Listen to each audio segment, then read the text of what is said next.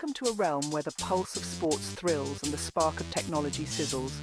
Join Ronald Unk Bolware and your charismatic host, Jay, aka Jonathan Anderson. Together, they unpack the latest in sports and technology. This is Noonish Sports and Tech.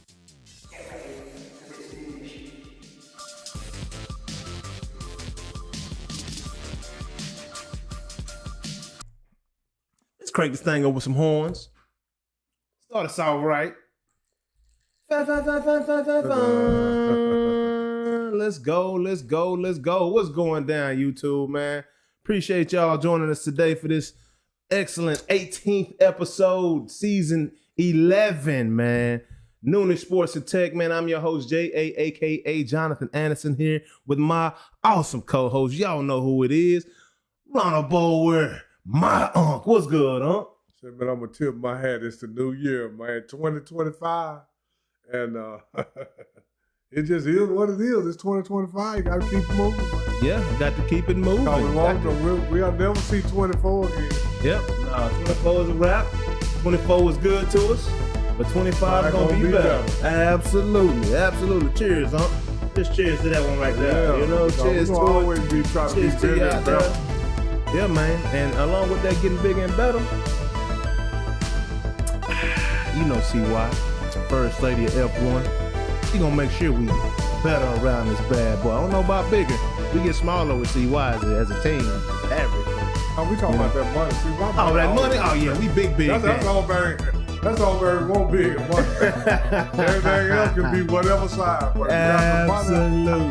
Let's go on and bring Miss First Lady. How you doing, Miss CY? Happy New Year, girl. Happy New Year, boys. How are we feeling? 2025 feels feeling feels we wild. Feeling how you looking, CY?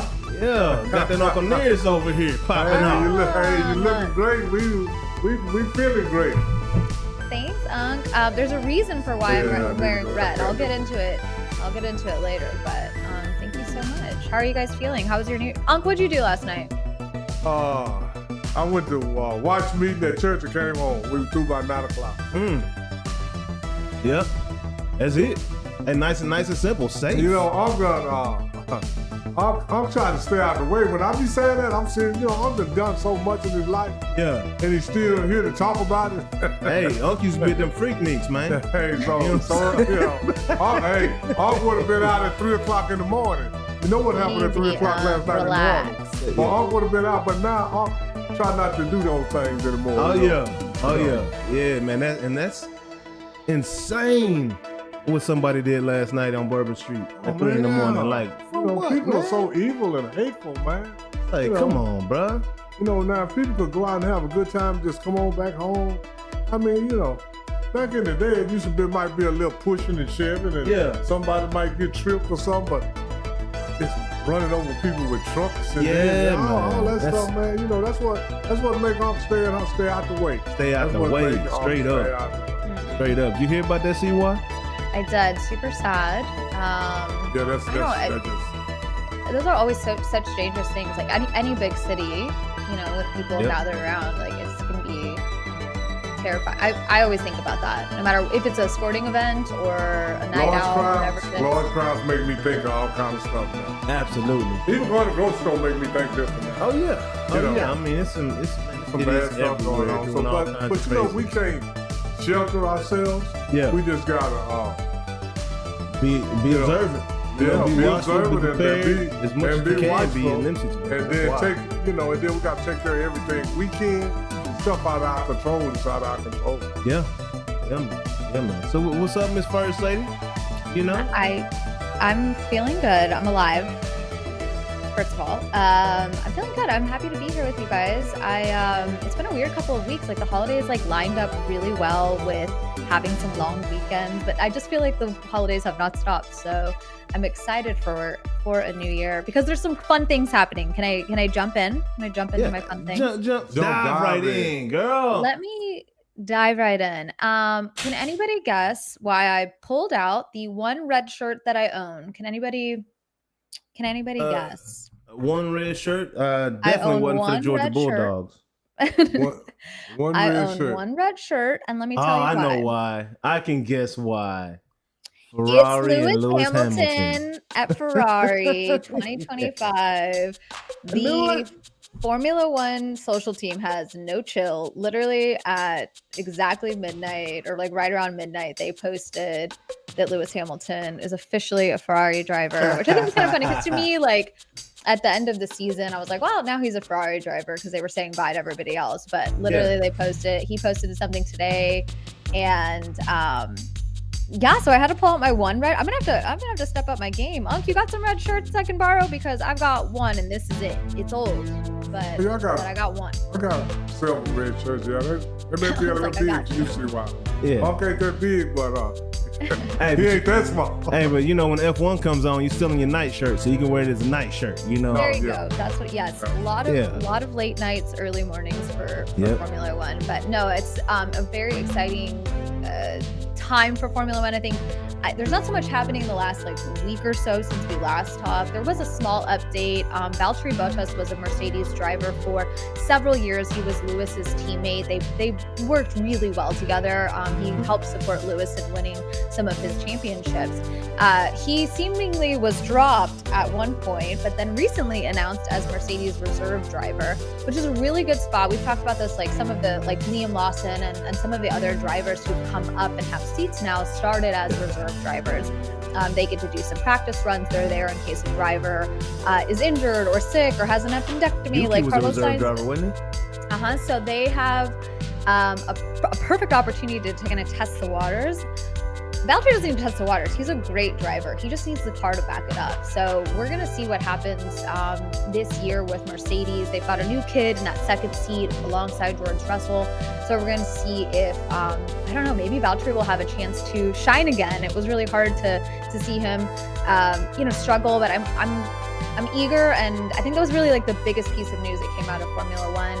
But leading into the first part of the season, there's a couple of things that are coming up before we have our first race. And one I talked about before, and they've never done it before. But okay, let me give you some history.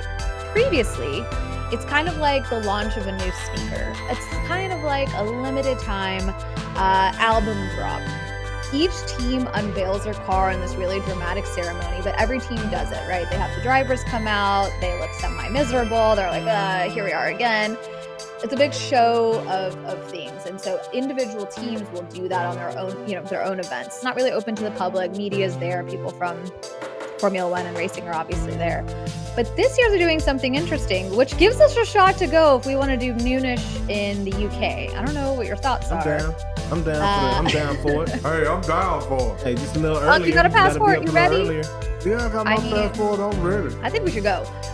In February, they're going to actually have all 10 teams in the O2 Arena in London, and they're going to unveil all the cars right there. And it's a ticketed event. It's open to the public. There's some regular tickets that the peasantries like myself, who are not officially connected to Formula One, can opt in to buy tickets. But this is a big day, and I'll tell you why. It also is why I'm wearing red. It is the first time we'll officially see Lewis Hamilton in a Ferrari uniform with his car. Exciting. Woo, can you imagine? Hey, Lou might be back on top, man. Oof, Lewis Hamilton in red. I don't know. I'm ready for it. Can you handle that? Can you handle that? CY getting kind of hot over there, you know? I don't know. It's a little toasty in here. It might be my heater that I have on because I'm always freezing, and it might also be Lewis Hamilton in red. No, I'm really excited. It'll be cool. I don't know. It's always fun to see the cars. I think this is just one of the more shocking starts to the season, with just such a big change. It's like he's kind of reinventing himself with Ferrari. And then just a couple weeks later, they'll do some preseason testing, and we'll get to see them actually in the cars and on track and just see how they're doing. They'll start making some of their early changes and fixes and just testing to see how the cars do outside of like a laboratory environment at the factories. So I think that'll be really great. So we've got some fun things coming up in February, and I'll certainly recap those when we get some early results. But I had to share about my boy Lewis, and I love it. I was wondering what the red was about, because you came in here flamed up. I was like, okay, CY feeling good on New Year's Day. Let's get it. You know what? When I wear it, I do feel like a little sense of, I I don't know, a little power, if you will, a little pep Oh in my yeah, red step. is a powerful color. Hey, that color psychology is real deal. It's Oh, like yeah, some, it really fierce- is. some fierceness coming up out of it. It's like, I'm bold today, girl. I gotta go somewhere. I have pajama bottoms on the bottom out here and a nice shirt on top. So I guess I have to go put some pants on and go somewhere.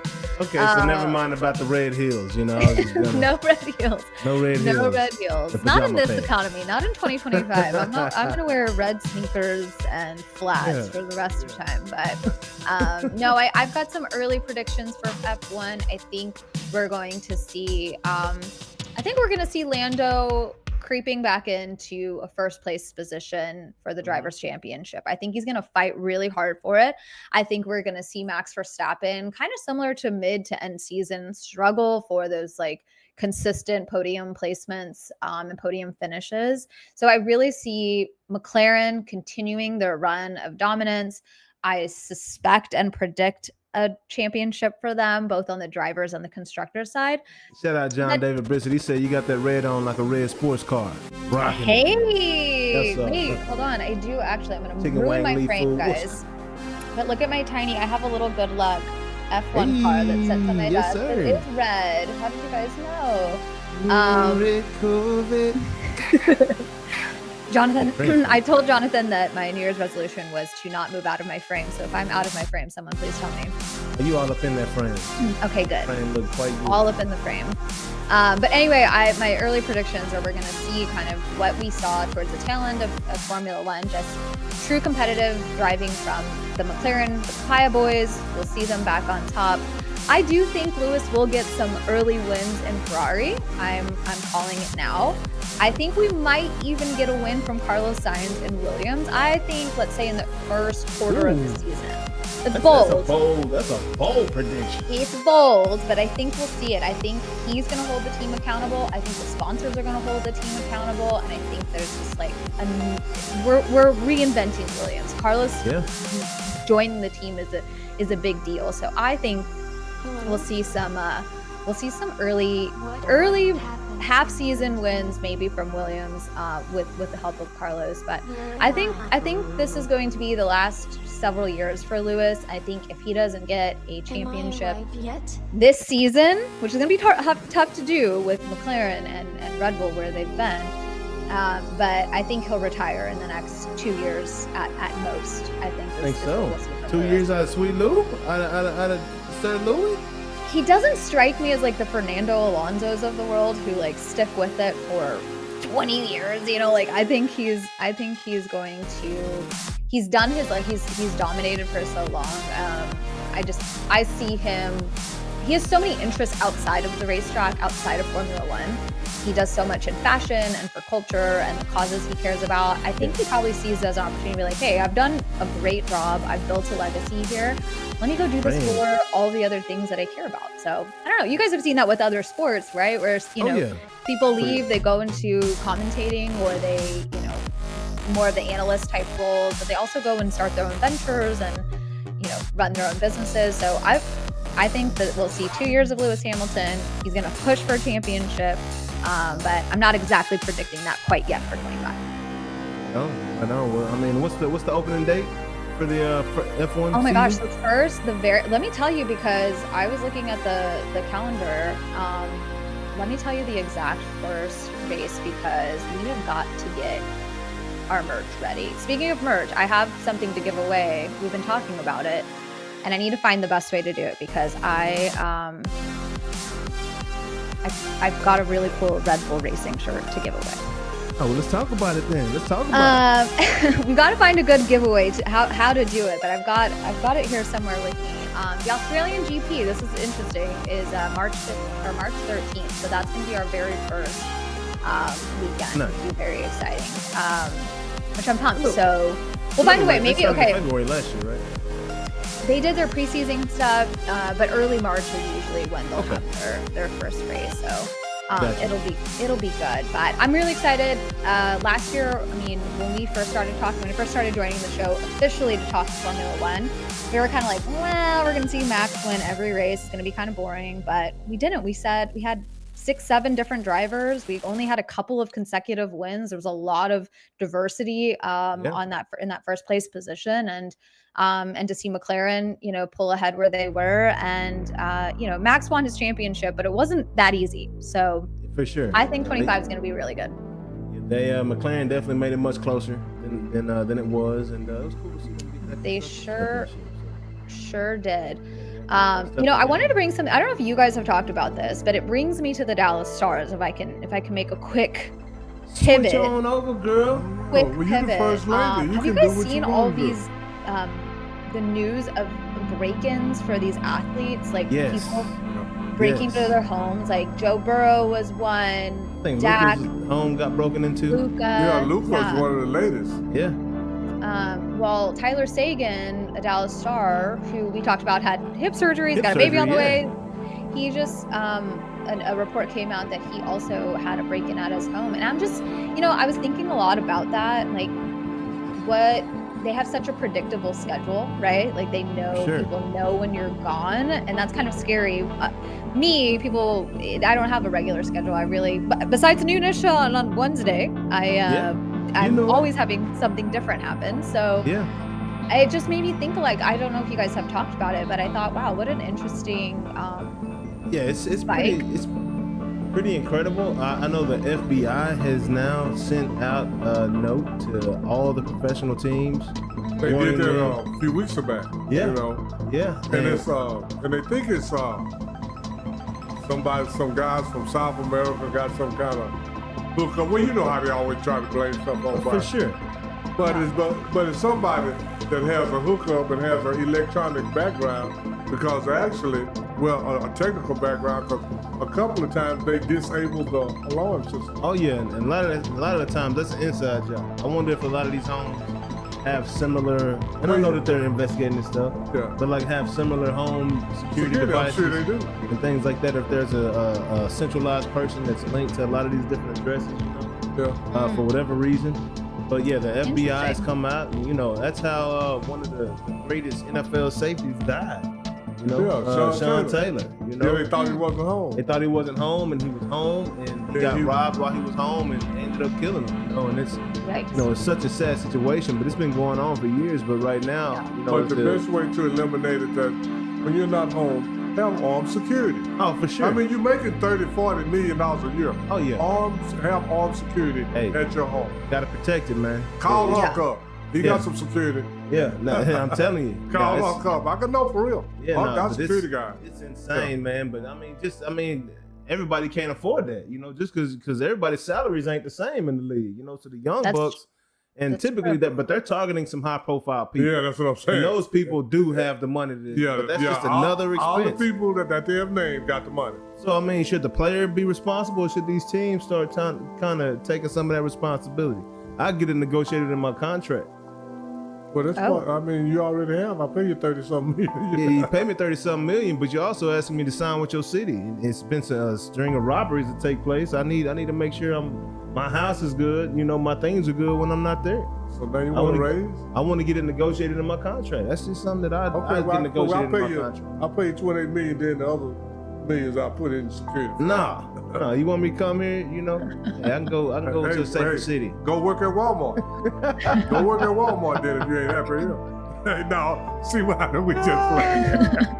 Yeah, no, it's crazy though. No, it's crazy. It's wild. But all security is especially if you're making enough money. Oh, for sure. I'd rather keep my belongings and pay some. Because security, you get on security for about $20 per hour. Yeah.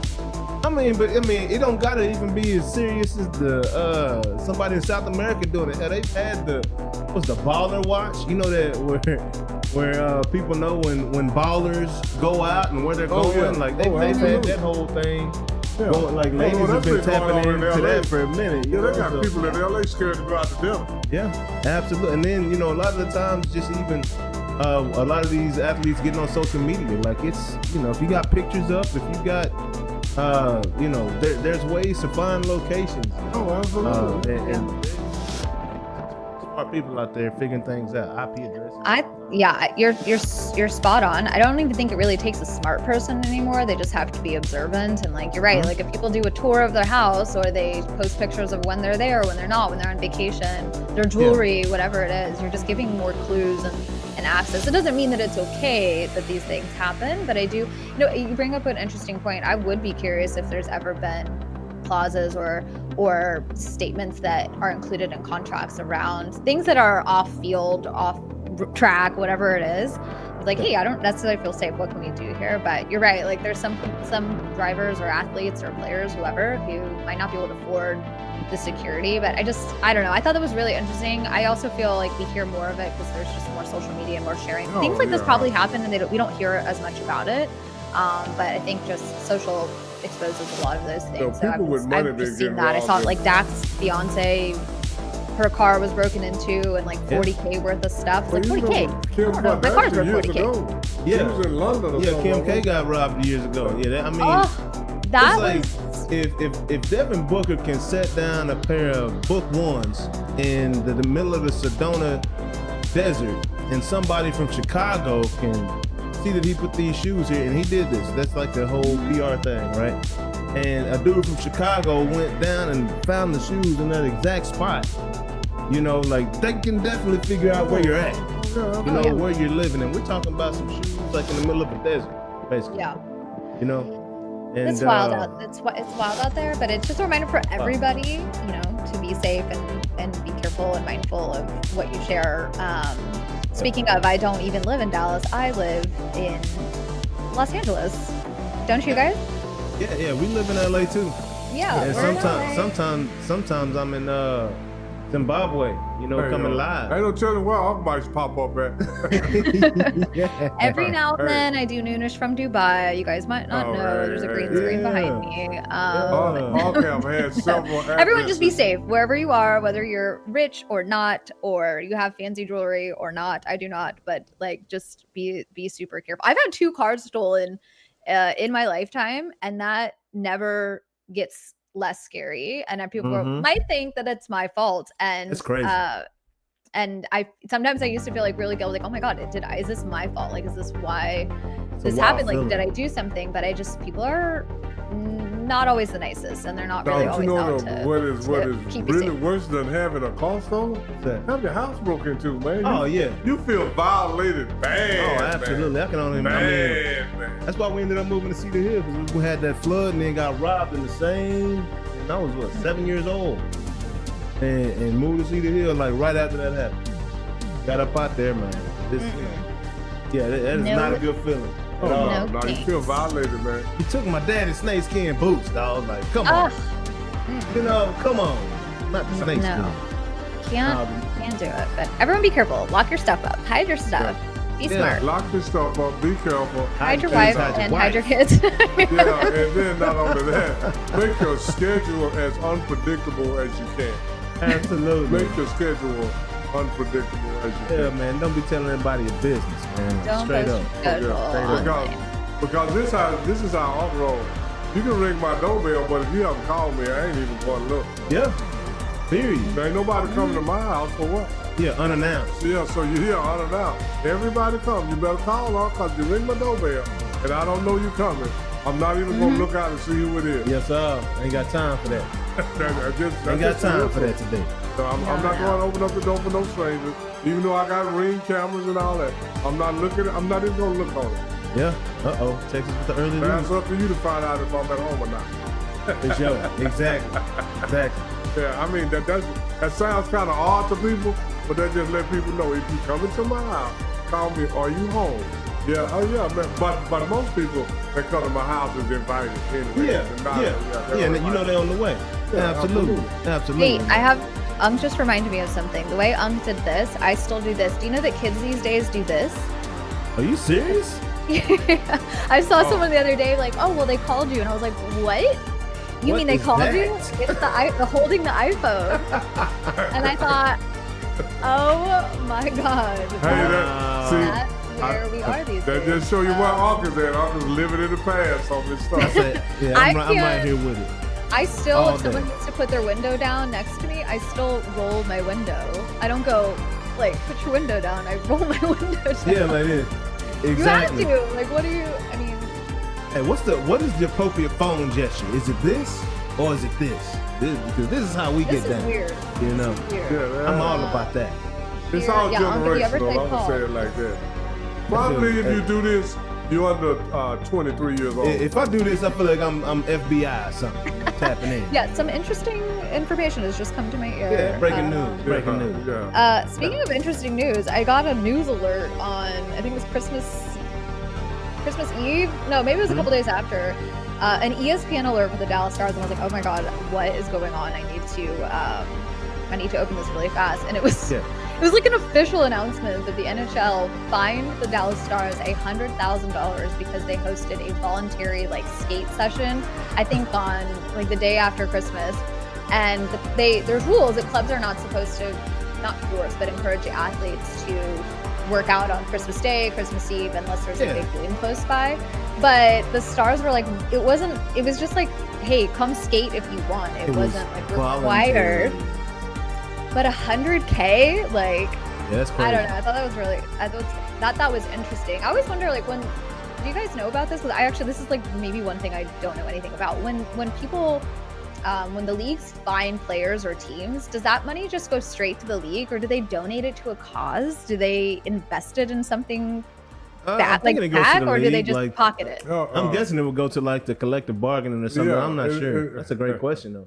It goes to the league, and that's why the commissioner can make so much money. It goes to the league, and then the league do because the commissioner makes more money than all the players. Yeah, not absolutely. one player that makes as much money per year as Roger. Yeah, no doubt. Goodell, he's got a heck of a job to do too. Mm-hmm. Yeah, that's a great question though, Steve.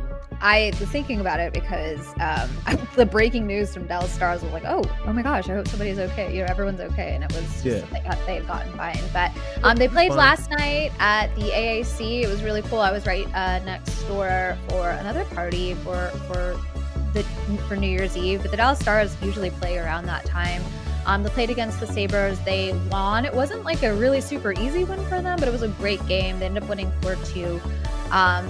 The young guys are really stepping up. Some of the more seasoned players like Sagan and Marchment, who's been actually maybe not so seasoned. He's not as much of a veteran on the team, but he's had a really killer start to the season. He's out, so the older players are really taking a back seat to some of these young guys. So we've talked about Stankoven is one of my favorites to watch. Wyatt Johnston, they had good games last night. So it's been fun. The Stars are in a really good position to start of the new year. NHL works off points, so we'll see how we're working towards playoffs. They play until literally like February, March, and then playoffs are around there. It's pretty wild. So I'm interested to see how they do. There's a couple home games, and I think a good start to the season. They're adjusting without Sagan. He'll be out probably until next year. Who knows when he'll be on skates again. But I'm excited to see where they are. They're still in fourth in the Central Division, behind the Jets, Wild, Avalanche. And then there are the Stars. And then the Blues are right behind us. The Blues. But we'll see what happens. I'm feeling good about it. Funny, still a lot left, a lot of action left in that NHL season and we got a lot to talk about. So,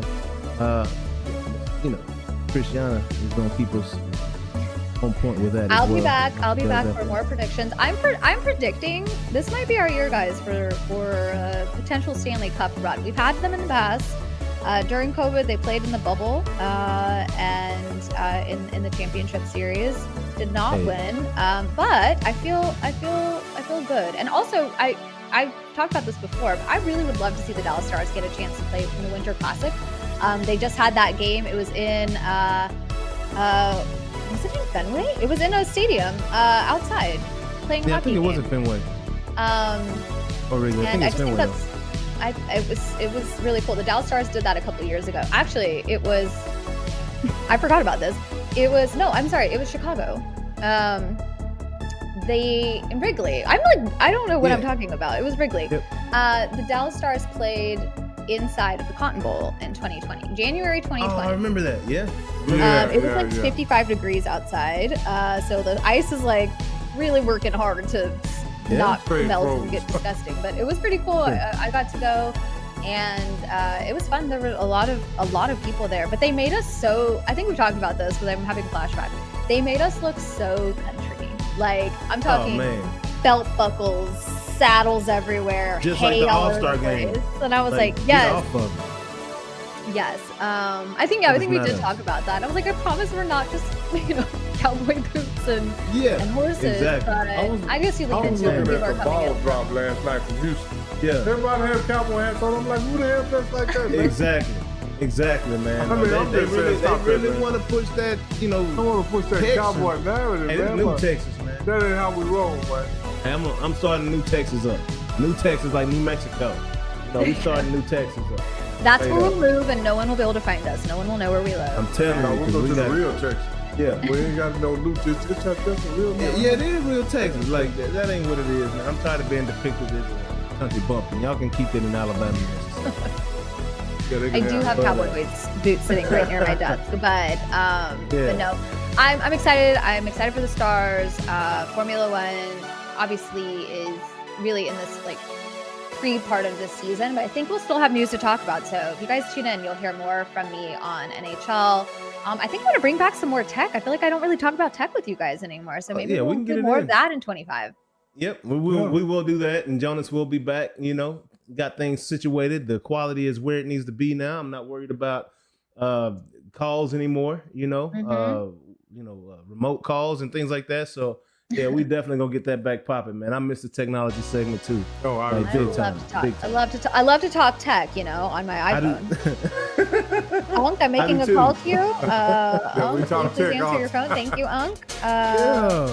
Anyway. Hey, Unc got to move up, man. Unc got to move up on some of this stuff. And I just love blowing people's minds because they don't even know the tech is in the brain right now, But it's a fun thing to talk about. So fun. Well, I've taken way too much of your time. I love you guys. First lady, as always. I am excited to chat next week. Okay. Yes, man. Well, hey, you have a great rest of your first day of January. Happy New Year to you, and wishing you all the success. Well, I know it's coming to you. No law of attraction. It's coming to you. It is. It's the red.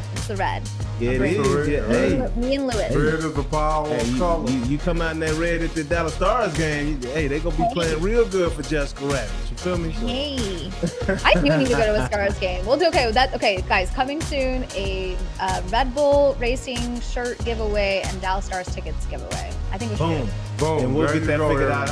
We'll get it figured out online for season 12 coming soon. We'll post some teasers and how to play along. But we'll do it. Yes, sir. Well, hey, Miss CY, you have a great rest of your day. Love ya. Love you too. Peace. As the first lady of F1, Miss Christiana. Yeah, bruh. I'm gonna get you right here. Let me get this thing. Now you good. You ain't gotta move. You perfect. I need to get this screen right. I need to get the screen right. Take it 2 seconds. Yeah, I don't. So I can actually find it. I need them to be.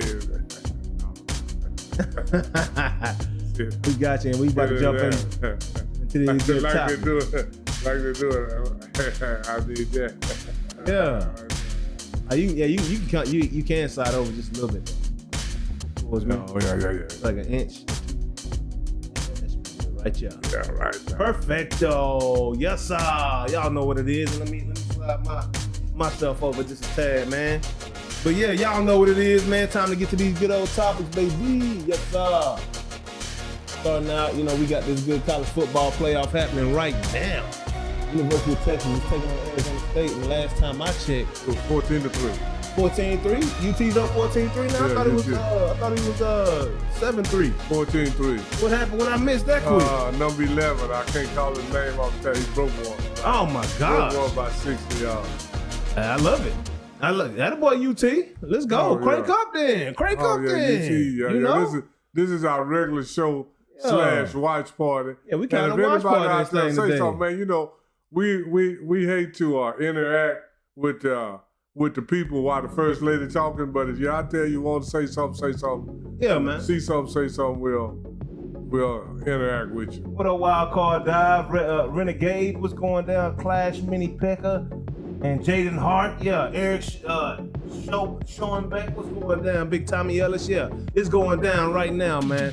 So let's get this thing cracked off. We're gonna start off with that Zay watch, man. Y'all know what's going down with Zay Green. They 14-1. University of Alabama is now 14-1. University of Alabama women's basketball team is 14-1. We had Miss Zay Green on the show a couple weeks ago, just telling us about what's going down at Alabama, man, and how these young girls, how these young ladies are getting ready to ball.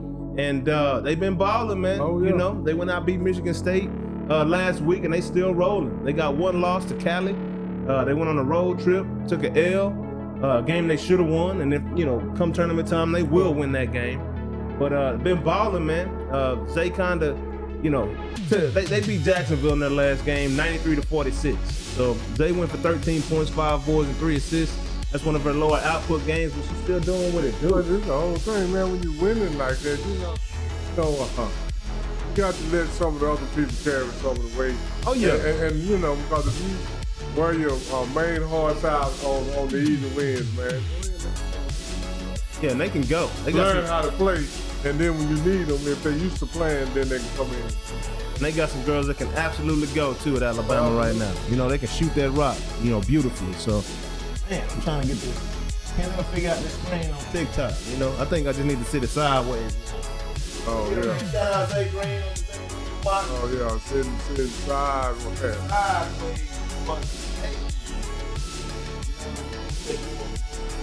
Or you and me on that if we go sideways with it. Yeah. Y'all just gonna have to bear with this TikTok. You gotta turn your head sideways. Yeah, you might just have to turn your phone sideways to get in here with it. We're gonna keep the party going, man. But yeah, it's going down, man. It's going down. Looking forward to what Alabama continues to do. Shout out Zay Green. Y'all continue to watch her get down with the get downs. Let me see what the next game is. Let me check real quick. Let me see. Alabama women's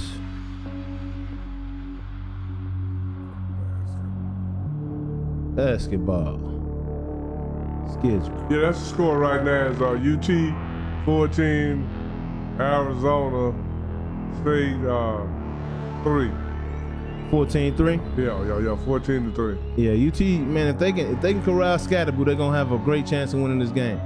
Looks like the next game Alabama plays will be against Missouri. Looks like it will kick off the SEC conference play on Sunday, January 5th at 2 p.m. Man, I will be tuning in. Y'all can tune in with us, man.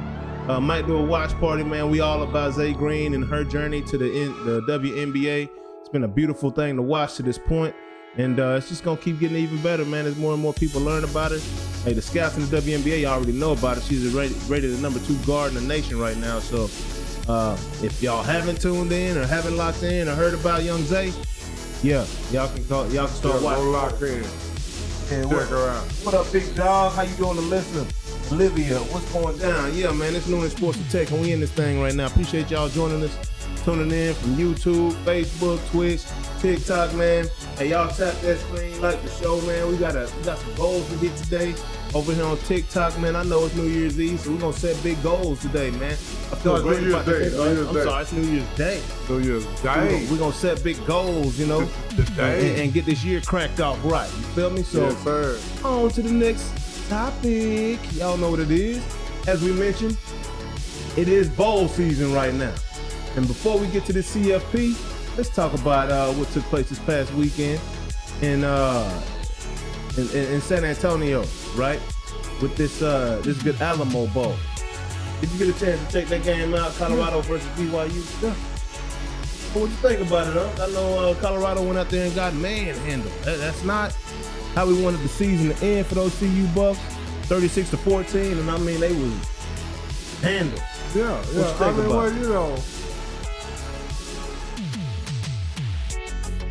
well, Colorado lost the game fair and square, but this is the thing. Bowl games are never going to be what they used to be.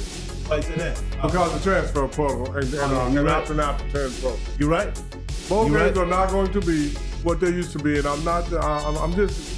This is an overall observation. Yeah. But what I saw was that I just saw that BYU just looked like a better overall team than Colorado. It did. So Colorado has some very good players, in certain positions. Yeah. But they don't have enough of them. Yeah. Well, and also, I mean, there were several players that were playing during the season that weren't playing in that game. That's exactly what I'm Transfer talking about. portal. Right? So we might be gonna get used to that. So what we see during the regular season is not going to be what we see in the bowl game. And they also had some injuries, and I don't know why anybody would be going so hard the week of the game, but they also had some injuries the week of the game to some key players on the D-line. You know, and that's just crazy to me. I mean, you know, I understand practicing thing. and preparing, but you know, you got to have some sense about how you go about doing your work. A whole lot of times, which is encouraging and kind of shoes that well, a whole lot of these injuries are non-contact, so they may not even be going at all. Yeah. I mean, I'm just saying, because how hard is it? Because I got this new saying, because everybody got this saying. How hard is it to go against Ireland? Because they're not having contact drills. Oh right? yeah, you're right in practice. So you going against Ireland. Yeah, no doubt. So I mean, No you know, doubt. not being ugly, but you know, that's a new thing going against Ireland. Yeah, and it's been, you know, it's pretty wild. It's been a little fallout, you know. I don't even know if it's necessarily due to fallout, but you know, a couple of coaches have left already. No, that's not fallout. That's a better job. Yeah, better Better like job, Deion said, paying more money. like Who Deion won't said, do either that? going backwards, you going forward. Who won't give it? Who won't? I'll take a better job right now paying more money. Yeah. But I'm retired and you gotta pay me way more. Yeah, and we No, I'm just talking, saying. you know, some serious, significant positions. We got an O-line coach and a D-line coach. Got the O-line coach going. He's done a great job of helping build that Colorado Buffaloes offensive They're going to line Mississippi. ain't from they? that No, 1-1. Mississippi State. Yeah, they're going to Mississippi State. Coach Dansby, I can't think of the other coach's name. Yeah, they both probably getting more money. Yeah. And they from Mississippi. Oh yeah. But I know. I mean, it had to be tough because you know, Dansby. They both been with him. They both helped start that program. But you know, Dansby, he's got a lot of TV time with Well Off Media with the Dansby fade. You know, he got that nice little fade that we won't get to see anymore. But I know, you know, it's turnover, man. If you ain't changing, you know, it's constantly, you know, you're either getting better or you're getting worse. And the only way to get better is if you change. Things got to change from within, And, you know, or it's got to be a forced change, which is You taking know, and place. I'm always, you know, I'm just one of these overconfident. You know, a lot of the only way you took out, I mean, but this is the whole thing. If you come work with me, you're gonna be all right. Yeah. That's what, if I was a head coach and my D-line and O-line coach left, I'm gonna go get another coach and another O-line coach and another D-line coach, and I'm going to give them some also, I'm gonna say, look, you gotta be willing to take some of the insight on what the guys that were doing before you did, that was halfway successful. You take that and put that with what you know, run, I mean, you know, but I'm never gonna say, cause you go, I mean, you know, cause I, you know, being in track and field and sports myself, there's guys I have ran with, they come say, oh man, I'm gonna go run with, because one time a guy that ran with us here in Dallas said he gonna go run with the guys in Houston. You know what I told him? What you tell him? I hate it for you. Go on about your business, dog. Yeah. Go down there. I hate it for you. It is Cause what we it gonna get is. to you too. Absolutely, bro. You know, I mean, I love you, but I hate it for you. Man, I telling hate you. it for you because I'm now if I face you, I got to give you the business too. Yeah. I mean, you know, that's just the way my mindset is. Mine as well. So, you know, with I wish you well, but you can give everybody else the business. Yeah. When you face me, I'm gonna give it to you. So, do you think there's anything to Deion being 0-3 in ball games, or do you solely pay it to the fact that you know you don't think it's a preparation thing? Oh, like they're not preparing properly because they lost 2 in the Celebration Bowl, and now they lost this one. You know, I don't think on a more that's significant because stage. I'm gonna tell you why I don't think that, because the O-line coached the O-line in the bowl game. Yeah. Not Deion. Yeah. Deion the head coach. The D-line coached the D-line. Yeah. Deion coached the overall scheme. Yeah. But you coached those boys. So if you think we didn't do a good job, it's your fault. Yeah, no doubt. I don't think that. You know, and they're gonna always try to throw little stuff up. Yeah. And that's the narrative in sports now. Bring up stuff to try to diminish what people do. Yeah. Bring up right. stuff. And the coaches leaving didn't have nothing to do with Deion. The only thing had something to do with it was a better job, man. Yeah. Better job. That's it. And paying more money. Yeah. What's Deion say? You either elevated or you're stagnated. Yeah, something like that. I mean, so you're either going backwards or forwards. That's what I'm gonna say. Either you elevated or you stagnated. Yeah, Well, man. I mean, with your stagnation ain't good. Yeah, that ain't the business right there. That ain't the business. But, shout out anyways, regardless, shout out to Colorado for the hell of a season, man. 9-4. That 10 wins would have looked nice. But I'm telling you right now, like I told my homeboy, Colorado don't give a damn about that bowl game. If they wasn't in the national championship tournament, they could care less about that bowl game. So shout out to Colorado bringing that 1-1 But team they did want to win that win. game. Yeah, they would have won it, but they did want to win it. They would have won it, but hey, they on to the next year, on to prepare for the next one. So I'm curious to see how that's gonna work out for them next year. This will be the first time we'll see Deion without Shiloh, Shador, Travis Hunter. It'll be, it's gonna be very interesting. But I think they got enough out there. I think they've recruited their asses off, so they're gonna be just fine, man. In the post Travis Hunter and Shador Sanders era. Yeah, if you build your team, you lose. Every coach lose some players every year. So if you're not prepared to lose Shiloh, Travis, and Shador, you're not as good a recruiter as I thought you were. You're not a good coach because that's part of the job description. Because in college, you have to be prepared for everybody to leave every 2-3 years. Absolutely. And you got to have everybody prepared for that as well. So I think they're going to be just fine, man. I know they're going to be solid at quarterback with Caden Salter and Juju Lewis, going at it, battling for that starting QB, that QB1 role. So, yeah, we'll see what's going down with that, man. And, hey, as we mentioned, man, I just got to, next topic, we're going to keep this train rolling. Still in bowl season, NCAA bowl season. Do I think Deion will be better without his sons? I think he'll be better without his sons.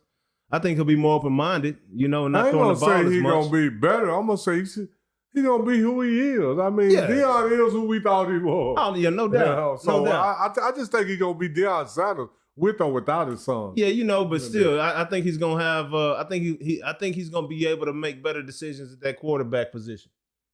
Not saying that Shador ever should have been sat or anything like that, but he gave Shador a lot of liberties and a lot of freedoms to do a lot of things. I think that quarterback's gonna be coached up a little bit better and not taking 25-yard sacks. But but shout out Shador, man. I believe Shador will be the number one quarterback taken in the draft. Him or Cam Ward. Those are my two for that top spot. If somebody slides in there, that's gonna be a shocker to me, is all I'm saying for the quarterback position. But moving. Yeah. What else have we seen in this bowl season? Well, I called it out already last week, talking about how the SEC ain't all that in a bag of chips. Oh, yeah, we both, man. I've been telling people that there, but don't run your head, man. SEC.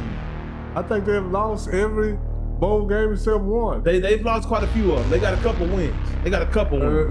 Tennessee lost. Tennessee lost to kick it off, and now Alabama lost to Michigan 19-13 this weekend. Yesterday. Navy beat Oklahoma, which was a shocker to a lot of people. That's 3. Texas A&M lost. That's 4 losses. And Texas A&M took that L. Right there for them, man. Come on, man. In major programs, right? I mean, we talking about the best program so far. What Navy got doing beating anybody in the SEC? Navy beat Oklahoma after Oklahoma jumped out on them. That was a shocking loss. Navy beat Vanderbilt. That's no big deal. But Navy beat Oklahoma. Man. That's a big deal right there. That's a big deal. That's a big deal. And I think Vanderbilt might have been one of the other losses that took place in the SEC. I know Missouri did win.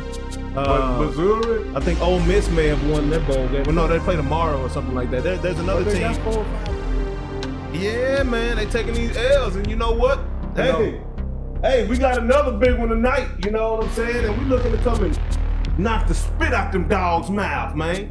You know what I'm saying? Like this, the way the SEC don't neuter them boys. I wouldn't even be surprised, man. Man. No, I'm looking forward to that game tonight. But hey, tried to tell y'all, man, the SEC, the only reason why they get the respect that they do is because of the money. Follow the money train.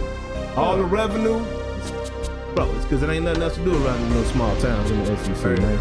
You know, most of those Nashville got something to do. I mean, Austin, but some of those SEC schools. What's in Alabama besides Alabama? Orange Beach, and this is the bottom of Alabama. But I mean, don't nobody even know about Orange Beach. It ain't just no crazy tourist spot. It's one of them cool spots. What's in Mississippi besides? Is it the pro teams or? Absolutely not. No baseball, no basketball, no football. Absolutely not. they dominate these places, man. Absolutely. The whole state turn out. Ain't nothing else to watch. Yeah. So, You know? yeah. Even take it to Georgia. You know, Georgia ain't in Atlanta. No. You know what I'm saying? And then even Gainesville, Florida, that ain't Miami. You know? Mm-hmm. That ain't Orlando. Like, we talking about some spots where there ain't nothing else popping off around there. But college football. Dog.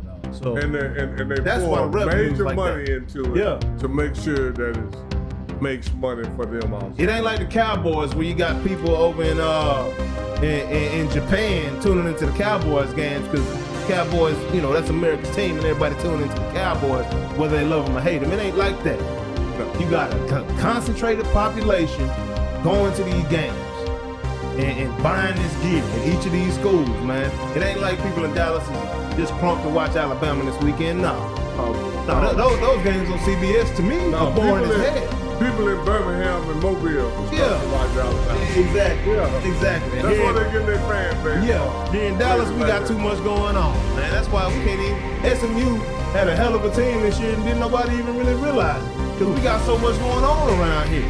You know what I'm saying? That's not the case in most of them SEC schools. That's all I'm talking about. Yeah, we're going to have a watch party tonight, Ryan. You already know what's going down. I'm going to do it for the crib, though. So Is that nephew? Yeah, that's nephew, man. You know, hey, Ryan, I don't know if you saw the post today, but hey, you got mentioned you in that post. He mentioned you a trip. You know, gave you a little shout out. You know, I'll let you go watch that post real quick. You know, so you can comment on it. You know what I'm saying? Mark just be having fun and talking to this sugar honey iced tea. What up, Nancy? And I tell you this here, nephew, I've been talking sugar honey iced tea so long and so much. It's gonna be hard for you young guys to talk about sugar honey iced tea. Yeah, man. Yeah, Unc be on it though. Hey, he be on his stuff though. Hey. Constantly, man. But yeah, that's enough about that. I just wanted to call that out. Now let's get to the real CFP, man. What matters, these CFP quarterfinals. Like we thought they would. Penn State dominated them trenches last night. Ashton Jeanty, at one point, you remember I said he gonna run for 37 yards? Hey, it was looking like that. He had 12 carries for 37 yards in the first half. Yeah, absolutely. You know what I'm saying? 12 but the one 39 touchdown or something they like scored. that. Yeah. But the one touchdown they scored. Yeah. Why they scored? Whole defense is watching Ashton Jeanty. Absolutely. Did you see that pass? Yeah. When Ashton Jeanty went to the flat and the quarterback did like this. Yes, sir. Threw it back to that tight end. Yeah. No. When Ashton Jeanty went to the flat, then he threw it down the sideline. Yeah. That tight end was slow as the day is long. Yes, sir. But he went for a touchdown. Because this is what I'm talking about. And this is what I'm talking about, impact on the game. Yeah. When Ashton Jeanty went to the flat, I seen the defensive end, the outside linebacker, the quarterback, and the safety all went to him. Absolutely. And everybody, I mean, that's what I'm talking about, impact on the game. So, I mean, you know, even though they lost, Ashton Jeanty is an impact player. Absolutely. And that's what I'm talking about, having an impact on the game. Man, and the few points they scored, they wouldn't have scored because everybody watching Ashton Jeanty. Yeah, you're right about that. And it's a such thing as a decoy. It's just times when you see the Cowboys bring in Turf and send him in motion just to go the opposite way where he came from. That's the type of stuff we're talking about. That's impact. But that impact on the game. They know that you're a playmaker. They know that you are the guy. We gotta stop you. So we're gonna keep our eyes on you, and you can slide something on the backside like that. Because this is what I do know. If I send 4 players that Ashton Jeanty all the time, that tight end ain't gonna make that many plays. He ain't did it all year. Absolutely. So I'd rather send 4 players than Ashton Jeanty, make sure I stop him. Exactly. And that's what I be saying. Man, it's impact on the game also. Yeah. And all of these players, Travis Hunter, Ashton Jeanty, all these players is great. And this is what I want people to quit doing. Don't bring up Ashton Jeanty to try to make Travis Hunter. Travis Hunter talent stand by itself. Ashton Jeanty stand by. Everybody, you don't have to say, oh, we ain't never seen this. We seen that before. Just tell us what Travis did. And if it's good enough, it'll stand by itself. Yeah. That's the way Ark is. Man, I just got news that the Notre Dame game got postponed. Is that true? Say it ain't so. I know the gun. Got postponed. It must be the weather. No, they in New Orleans. That shooting last night. All-State Sugar Bowl has been rescheduled for a different time following the attack in New Orleans. And come on, man. See, man, people. And that's what he wants. The guy that did that, he wants to say, even though he dead, he wants to implement, you don't want to stop the Super Bowl game. Man, come on. Postponed to tomorrow. attacking New Orleans. And it's all good. I got more jerseys, man. I'm gonna be jerseyed up. And we gonna have a watch party tomorrow. You know what I'm saying? Like, it's going down. Man, people are evil, man. You Absolutely, can't man. That's just insane, man. Man, that's insane, man. And my heart goes out to the families, man, that have to experience loss on January 1st. You know, when it's supposed to be a day of celebration and you got an idiot going up there in a truck with a flag on the back of his car hitting people. Like, man, like, come on, bro. The cops covered up the flag. They don't know what it was. So evidently it was something that didn't look too good. I mean, it could have been America. We don't know, but I'm just saying. Yeah. Come on, man. Yeah, man. It's this is why, you know, and everybody say Unc go hard, but this is what Unc is down on right here. Very evil world. If you're a criminal, give him the maximum you can give to every criminal. Give him the business, man. Give him the business, man. Give him the business, man. Yeah, like, I'm just saying, for real. Man, people with people, man. People with people, bro, and they just destroy good things all the time, man, unfortunately. So, but yeah, I mean, that's gonna boost up that game even more. That anticipation, boy, boy got blue balls right now over that game. You know what I'm saying? So it's gonna make it a real, even better game. You know what I'm saying? It's the whole thing. If you're a high caliber athlete, you gotta be ready to go all day. Got to. Oh, they shifted to tomorrow. Okay, that's all right. Got to, man. I just shift my mindset to tomorrow. Yeah. Cause I'm gonna go out there and handle my business. Yeah. And like I said, man, I pray for all the families that lost somebody or got somebody injured or any of that, man. Yeah. You know, in that foolishness, man, because that's all it is. And right now, Texas is giving Scatterboo the business. Just made this young man fumble. Speaking of fumbles, Ashton Jennings had 2 fumbles all year. Played against better competition. Not only did he not run for 200 yards last night, but he had 2 fumbles. You know what I'm saying? And I know what you're saying, huh? I know what you're saying. But Penn State is not Colorado State. Is all I'm saying. They ain't Colorado either. They not UNLV either. They not Colorado either. I don't, man. He didn't fumble on Oregon. Now we're going to bring up what we can Game 2. This is the whole thing. He had 2 fumbles. It had nothing to do with the competition. That was a night that had nothing to do with the competition last night, huh? Well, that's why Colorado lost 4 games. Because it had everything to do with the competition. I never said it had anything to do with it. But this is the thing, like I say. Man, quit going in on Ashton Jennings. I'm not going in on Ashton Jennings. I can't tell. But he didn't run for 200 yards last night, did he? I'm speaking to the facts. Talking to the facts. That's all I'm talking to. He didn't run for 200 yards every game. He didn't run for $150 last night. Did Travis Hunter catch 12 catches against BYU? No, he did not. He had quite a few. Did he have 12? That was his most. He had 2 touchdowns. Did he have an interception? He had 2 touchdowns. Did he have an interception? He had 2 touchdowns. Did he have an impact on the game? Yeah, he had 2 touchdowns. Did he have an impact? They lost. Yeah, they lost.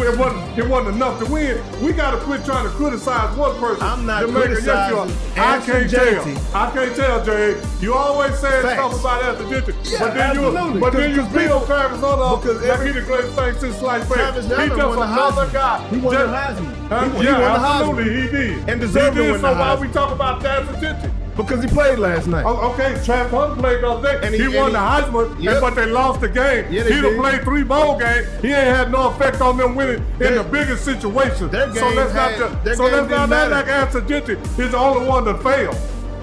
He talking over me, but it don't matter. No, it don't matter either. I didn't say he's the only one that failed. I just hate for people to try to disclaim what this young man done. And it's not even necessarily on Ashton Jennings. It's on Boise State is what I'm trying to say. I didn't get my point out. Exactly. Go ahead. Boise State in that lame conference they playing in, okay, were able to, my boy damn near ran for 200 a game, okay? Last night we didn't see that. Against better competition. It wasn't the same Boise State team, and it wasn't the same Ashton Jennings team. That's all I'm saying. He did against Oregon. They're better than Penn State. Oregon is the number in the 1. Second week of the season. It doesn't matter what week it is. If this Penn State team those are the reasons that you're trying to disclaim. No, it don't matter what week it is. It's a different team. Number 1. It's a different team, man. They number 1 now, right? So Northern Illinois can beat Notre Dame right now? Absolutely not. Didn't nobody beat Oregon? Didn't nobody beat Oregon all year? They almost lost to the Idaho Vandals in week 1. Close don't count. This ain't horseshoes or hand grenades. They would blow the brakes off Idaho Vandals in week 12. That's what you say. We don't know that. We don't know, but the chances are We don't fairly know high. that. All this is hyperbole. This is what we say. Let's talk about what happened. Ashton Jeter rushed for 22,000 yards, and he didn't have the worst schedule. Did he jump off the tape last night as the best player on the field to you? Yes, he did, because you have No, to he have. didn't. It was number 33 for Penn State jumped off the tape. So for me. when have I? I'm gonna tell you this. So when I watch The running back for Penn State looked better than Ashton Jeter last night. when did Travis Hunter look like the best player All the time. Every not week. in them 4 losses, he didn't look like nothing. Yeah, he did. No, he didn't. No, he didn't. I haven't saw one game. Yeah, Me yeah, personally, you just where I talking say, right now. where I can say That's Travis all. Hunter won. This is why they won, because of Travis Hunter. Travis Hunter don't have that much effect on the game, man. And he don't have as much effect on the game as Ashton Jeter do. That's all I'm saying. It don't matter. Quit bringing up the competition, because Ashton Jeter, his guys that played a weaker schedule than Ashton Jeter, but they don't have the yards. I disagree. His guys played weaker schedules. Yeah, they do. Yeah, they did. And these guys that played tougher schedules like Scatterboo that do have the yards. He don't have no 2,400 yards. He was not much that far behind Ashton Jeter, and he You missed the better go game. look. Go, you check out go look. Scatterboo. No, you go look. I'll tell you what Scatterboo stats were. And he missed the game. Scatterboo. Check it out right now. So go show Hey, me. I just need so you to- go I show me what Travis Hunter led the nation in. I just want So, you to. yo, I want you to go look Won't and you see. back up Travis Hunter like you back up Ashton Jeter? I don't I'm backing understand him up that. the same way. I don't understand I that. don't understand you. What you mean? Because this is the thing. Travis Hunter didn't lead the nation in nothing. Nothing. But you saying he the greatest. He didn't have the most catches. He didn't have the most yards. He didn't have the most touchdowns. He had the most so what are we plays. talking about? He had the most plays. So No, he something. had the most hype. Plays. But we ain't talking about plays. We talking about results. Scatterboo. We talking ran about for results. 1,568 yards this season 1,500. on 263 carries. So if he would have had the 350 carries that Ashton If Jeter was a had, field, we'd be drunk. We ain't talking about if. hey, If Travis going off Hunter the would have caught average. more yards, he would have led the nation, but he didn't. So what did Travis Hunter lead the nation in? How did Travis Hunter get in this conversation? I'm talking about Boise State. I'm talking about Travis Hunter in Colorado. Boise State had nothing to do Because with you last always night. trash. You always trash. I'm not trashing Ashton I Jeter. can't tell, The man. man ran 30 times can't for tell. 100 yards last night. That's a 3.5 yard average. Is that freaking blockbuster? Let's go get this dude first round, the greatest player in the nation. Goodness gracious, let me talk about him every week. He deserves a Heisman Trophy because he ran for 30 times a game? No. Travis Hunter got 3 He interceptions all last- year.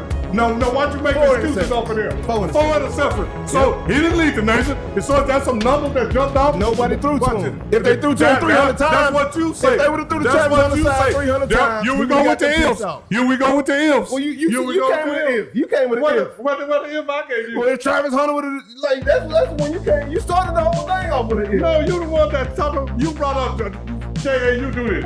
You I try do to what? you try to bring Ashton Jeter down, and you've been doing this. I'm not bringing him down. The I fact can't is, tell. he averaged 3.5 yards a carry last night, didn't he? That's one game. That's one game. In a big game that mattered, wasn't it? It's the biggest Colorado game. lost in every big game. Travis Hunter lost every big game he been in. Last night was Let's the not talk biggest- about was that. the biggest What game of about the when he was in Division II? He can even dominate the celebration ball. Last night was their biggest game, right? They had an opportunity to win the college football playoff, right? Absolutely, they did. And did Ashton Jeter run for 250 yards last night? Was he mowing over the world like he did everybody else in the Mountain West last Yeah, night? I don't think he rushed 250 yards all year, Jay. 200 yards, huh?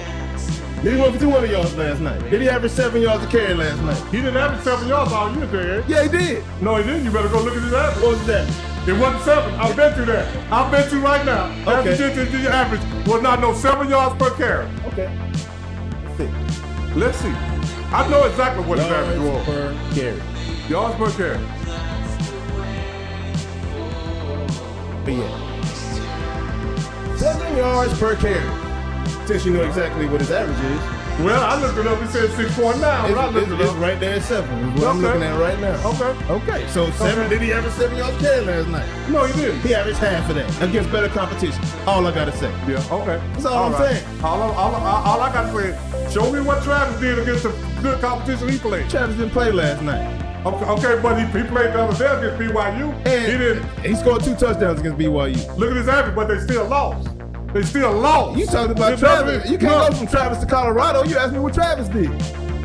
But he lost. He didn't help them win the game since he's such an individual. He did what he could. He scored 2 touchdowns. No, he didn't score a touchdown on this side on defense. We ain't never seen that before. Remember?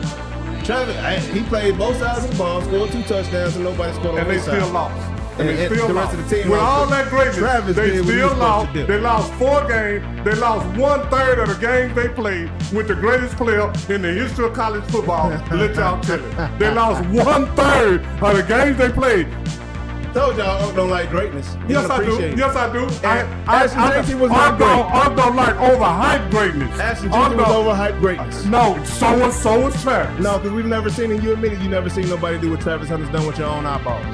But you can't admit that it ain't never been done before, but it's been done before. That don't mean nothing because I ain't saw it. So that means that it didn't happen because you didn't see it. You ain't see it either. So, but it still happened. Have you saw everything that happened? It ain't happened in a long time. Okay, say that then. Say it ain't happened in a long time. In a long time. But don't like it never happened before. I didn't say never. That was never my words.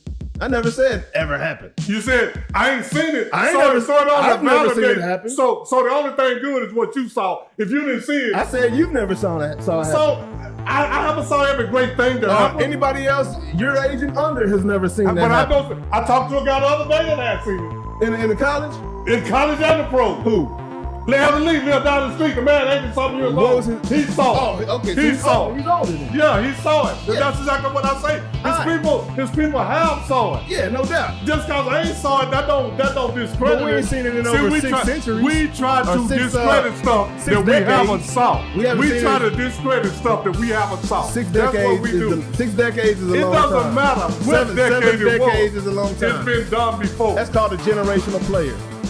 Ashton Jeanty's not a generational player. Okay. Travis Hunter is a generational player. That's how you define that. Of this generation, but other generations he was not. Of this generation. Yeah, your generation. But it's not the only generation. I didn't say that. That he's a generational player. So he's the only generational player that we have seen.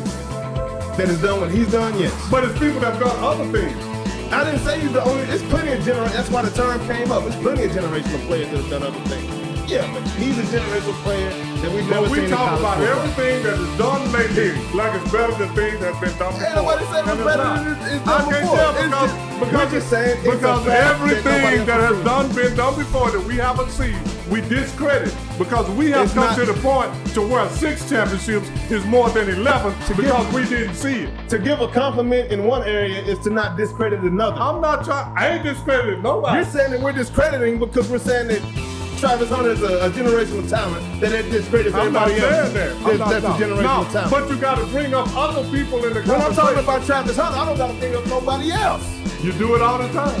I'm saying like I do. Because that's why I do it. So why don't bring up Travis Hunter and Ashton Jeanty? Because they were both up for Heisman this year, and there are several people that stated that Ashton Jeanty was robbed of his Heisman. And I'm here to tell you that he wasn't. He's not a generational player. He's very average, as he was last night against Kansas State.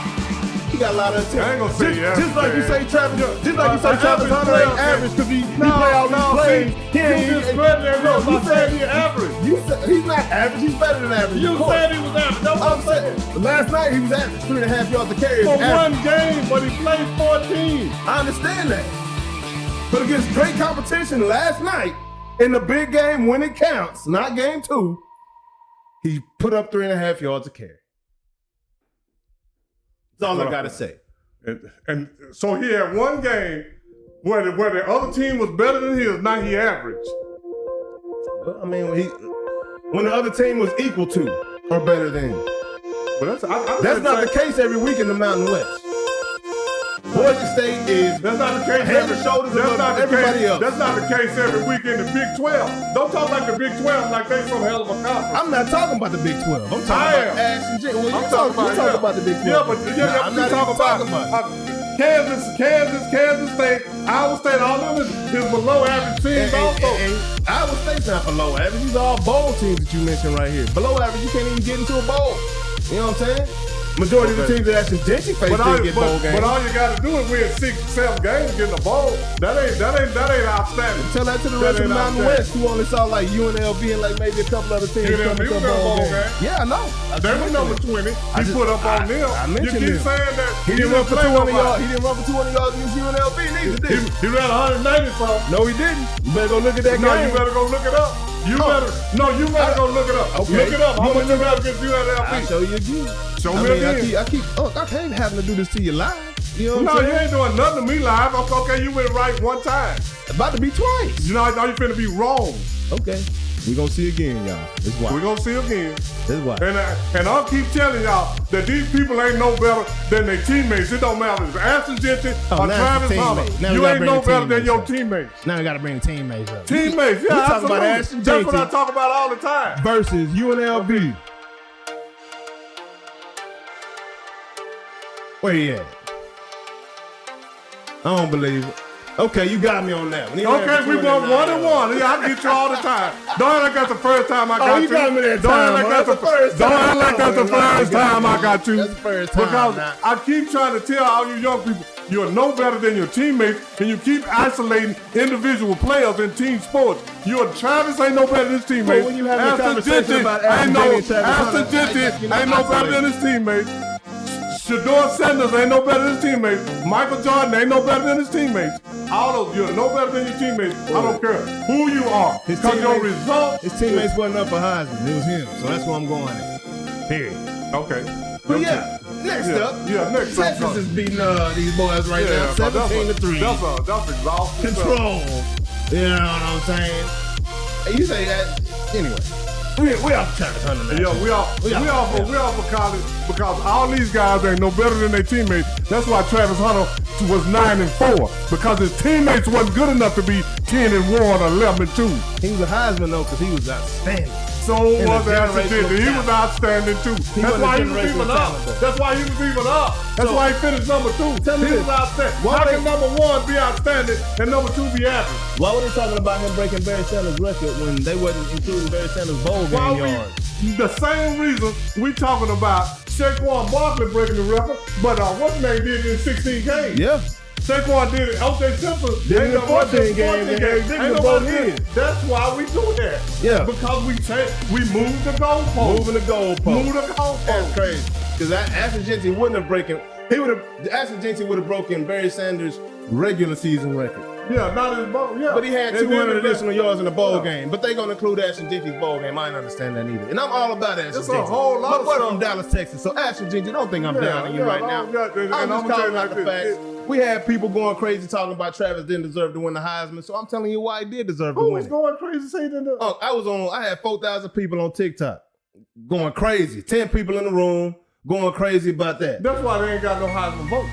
I'm just saying. That's why they ain't got no Heisman vote. The people voted for Ashton Jeanty, but the real folks. JJ, I told you myself. Ooh, what a kick. I said Travis deserved the Heisman. But don't act like Travis Jeanty is trash. I never said Jeanty was trash. And them 4,000 people talking about he got robbed, that's 4,000 dummies. Yeah, absolutely. That's 4,000 And that's why I'm sticking up for Travis so hard right now, because of the people talking about everybody. Jeanty got robbed. Oh, you don't stick up for MJ. You don't stick up for Jordan. I'm not going to break down one guy to build up another guy. That's what I'm not going to do. I'm not breaking Ashton Jeanty down. You said he was average. He's not average. I said he had an average night last night. We can only judge him by what, seeing this thing. People trying to project him to the pros. We can only judge these guys by who they playing against. Yeah, what they do. We can't judge them by it because we don't know, because some of the guys that, none of them, this is the whole thing. When you go, I was telling one of my nephews, he was telling me his grandson is good. He 10. Okay, and I explained this to him. Where your grandson live, they got 20 Pee-wee teams and 3 middle schools. So by the time he get 12, all them guys he playing against in Pee-wee is not gonna be. You got 3 middle schools with 80 boys apiece, but you got 1 high school with 80 teams. So don't tell me it's about as you go. Absolutely. And then we can't you was great in Pee-wee. We're gonna see you on the next level. Yeah, we can't project what you gonna do. Yeah, you was great in the Mountain West, but what you gonna do in that CFP? Yeah, you was great in the Big 12. What you gonna do in the NFL? We gonna see. Because we have seen a lot of players pick #1 in the draft and didn't do nothing. They was misread. Yeah, absolutely. Because they did that in college. Because every level you go to, and then when you go from high school, man, you got almost many high schools in the state of Texas as you got colleges across the United States. So where are y'all gonna go play? The guys you running over and jumping over in high school, you ain't gonna see them same guys absolutely in not. the college. Absolutely not. Same absolutely guys not. you catching passes and covering in the college, you ain't gonna see them guys in the NFL. Hey, he barely got 100 yards last night. Oh man, appreciate it, Trip. My fault. I didn't even realize the music was still up. Yeah, man. I ain't trying to take up for what he did last night. All I'm saying is that he had a great year, and don't try to bring up competition and all that. He did what he did. Yeah. Because this is the thing. Because if you're gonna bring up competition, did Travis catch for 2,000 or 3,000 yards at Jackson State? Hell no. No. Because it don't work like that, man. People need to just let everybody stand on their own merit. Hey, happy Travis New Year, Trip. And let's move. Happy New Year. Let's move to the next subject. Yeah, man. On to the next one. On to the next. On to the next. So you got winning that Oregon and Ohio State game up. I got Oregon. You got Oregon in that? Yeah, I don't trust the Big Ten the same way I don't trust the SEC. I'm gonna take Ohio State in that one though.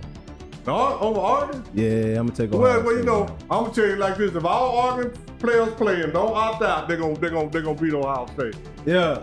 Oh man, happy New Year, Trip. Hey, say Trip, sipping on that syrup again. hey, Trip. I don't know what you sipping on, but you need to sip on the same syrup because you living in a delusional world. Yes, man. And then, yeah. So I mean, we see Texas handling this one right now. As we said a moment ago, that Notre Dame and Georgia game has been postponed. It will be back tomorrow. So make sure y'all tune in, man. We will be having a watch party tomorrow for that Notre Dame and Georgia game. I'm pissed off, man, because I was ready for that thing tonight. Yeah, man. And we got idiots out here doing the damn thing, man, running into crowds and vehicles like they playing goddamn video games, just ignorant, man. But anyway, man, we gonna keep this train rolling. On to the NFL, National Football League. How about them Dallas Cowboys going out there and laying an egg in Philly like we thought they would? What I tell you, Jay? What's that? I said it don't matter if Jalen Hurts play or not. Yeah. Because they got overall better personnel than the Dallas Cowboys. That's what I said. The backup came in throwing down. It don't even matter. And that's why he picked it, man. Because he got better wide receivers, better D-line, better O-line, better running back, better wide receiver. Yeah. So you can put a backup quarterback in where you got 22, 23 better players than Still out there throwing dimes too, man, which is crazy. And then the backup quarterback, and then the third string quarterback came in and threw a touchdown. Did you see that? Yeah, that's what I'm talking about. That's what I'm talking about. That's what I'm talking about. The third string, yeah. Came in there balling, man. Ben Smith said, who's doing bad in bowl games right now, SEC or ACC? How about both? But how about this, though? ACC supposed to be trash. Yeah. SEC supposed to be this shiznit. Yeah, ACC had an undefeated team that couldn't even get to the national championship game last year. SEC had a 2-loss team make it to the national championship game last year. So SEC gets a lot more publicity, there's a lot more hype behind it. Yeah, man. They did this and that. They 8th place team could go to other conferences and win, but I can't tell. Yeah, Ben, and we spoke to this earlier, man. Yeah, I don't know if you was tuned in, and if not, man, hey, go on and hit that subscribe button. If y'all out there, if you're on TikTok, man, jump over to YouTube, hit that subscribe button, man. Go on and join us over here, hit that notification bell. But yeah, Ben, we talked about this a little earlier, so I'll run it back, man. But yeah, the SEC so far, Michigan beat Bama 19-13, Navy beat Oklahoma 21-20. USC beat Texas A&M 35-31, and Tennessee lost the worst game of the week, gave up the most points in the opening round of the CFP. So regardless who has more losses, the SEC has the worst looking losses, no doubt. Because they done played, 7 bowl games? Yeah. And lost 5? Man, Oklahoma lost to Navy. Like that right there is and A&M lost to who? USC, who was having a bad year, like a down year. They don't even know who the quarterback is out there. USC won 6 games. They don't even know who their quarterback. They finally got a quarterback, little number 14, the Hawaiian kid. That kid's very, very good. So that's what I'm saying, man. But I've been saying this for years. The SEC is overrated. And people think Unc don't know what he's talking about. Yeah. But when you burn out, Unc been way more right than he been wrong. Oh, absolutely. Yeah, way more absolutely. right. Way more you right. know, Unc, I be messing with you. Oh, you know, I know it. I just be messing with you I got to talk that mess. Got to talk my ish. ish. This is that thing, man. You know, I'm a lot like Unc. You know what I'm saying? This all. This all. I love going in. So I love greatness, but I ain't gonna overhype it. I don't care who you are. I'm not gonna overhype your greatness. What up, I gotta Ash? see it. What's going down? What up, No? What up, Sean? Shantae Bryan, what's going down? Man, man? I'm gonna tell you this. We Trip, chilling over here right now. I'm gonna get Appreciate you JA to tuning send in. you the link to your phone so you can get you on the show. Hey, y'all tap that screen for your boy, man. I put it back vertical if you want me to. We just can't. Yeah. We just trying to see. You can't see both of us. You know what I'm saying? So I be getting tired of moving this thing around. You know, like while we on, but. Hey, there but it is. I'm gonna tell you like this. for you. TikTok, if you can't see me, I know you hear me. Yeah, man. Absolutely. Y'all know what I look like. He look fresh. So we did, fresh and so clean. Stay fresh It's today, fresh. man. He Go fresh to and so stand up. clean. Go and give a little bit of pub to the play right here, huh? Oh no, that's the secrets. You know the what I'm saying? secrets to play. That's all. You know, I've got a lot of talents. It's just more than podcast. Hey. I actually do some stage acting. I'm in a play called Secrets, and we don't change the name of the play. We just change the secrets that we tell. Yeah. So you know, it's a different show every time you go. Even though it's the same name, it's a different show. And Unc has a double showing coming up on March the 29th, I think. Yeah. March the 20th. Anyway, I'll give y'all further details. We're gonna have a 1 o'clock showing and a 6 o'clock showing. Yes, sir. Yeah. Yes, sir. Yeah. Hey, we're gonna keep you posted for sure. Let me see. Eagles will be resting their starters. Yeah, man. Eagles will be resting their starters this weekend. We talking about last weekend, man. They rested some starters last week and still beat the brakes off the Cowboys. Like, goodness gracious, man. I know CD wasn't playing, but damn. Hey, CD don't do it. CD would have made. You know what I'm saying? When they made up that much, that boy got 40 to 7. Oh, what was the 41 to 7. Yeah, man, it was bad, man. CD might have made the score 41 to 10. And then so the Cowboys released Zeke. I think they just wanted him out of the building. I don't know if anybody's gonna sign him for the playoff run. I think it'd be a good decision.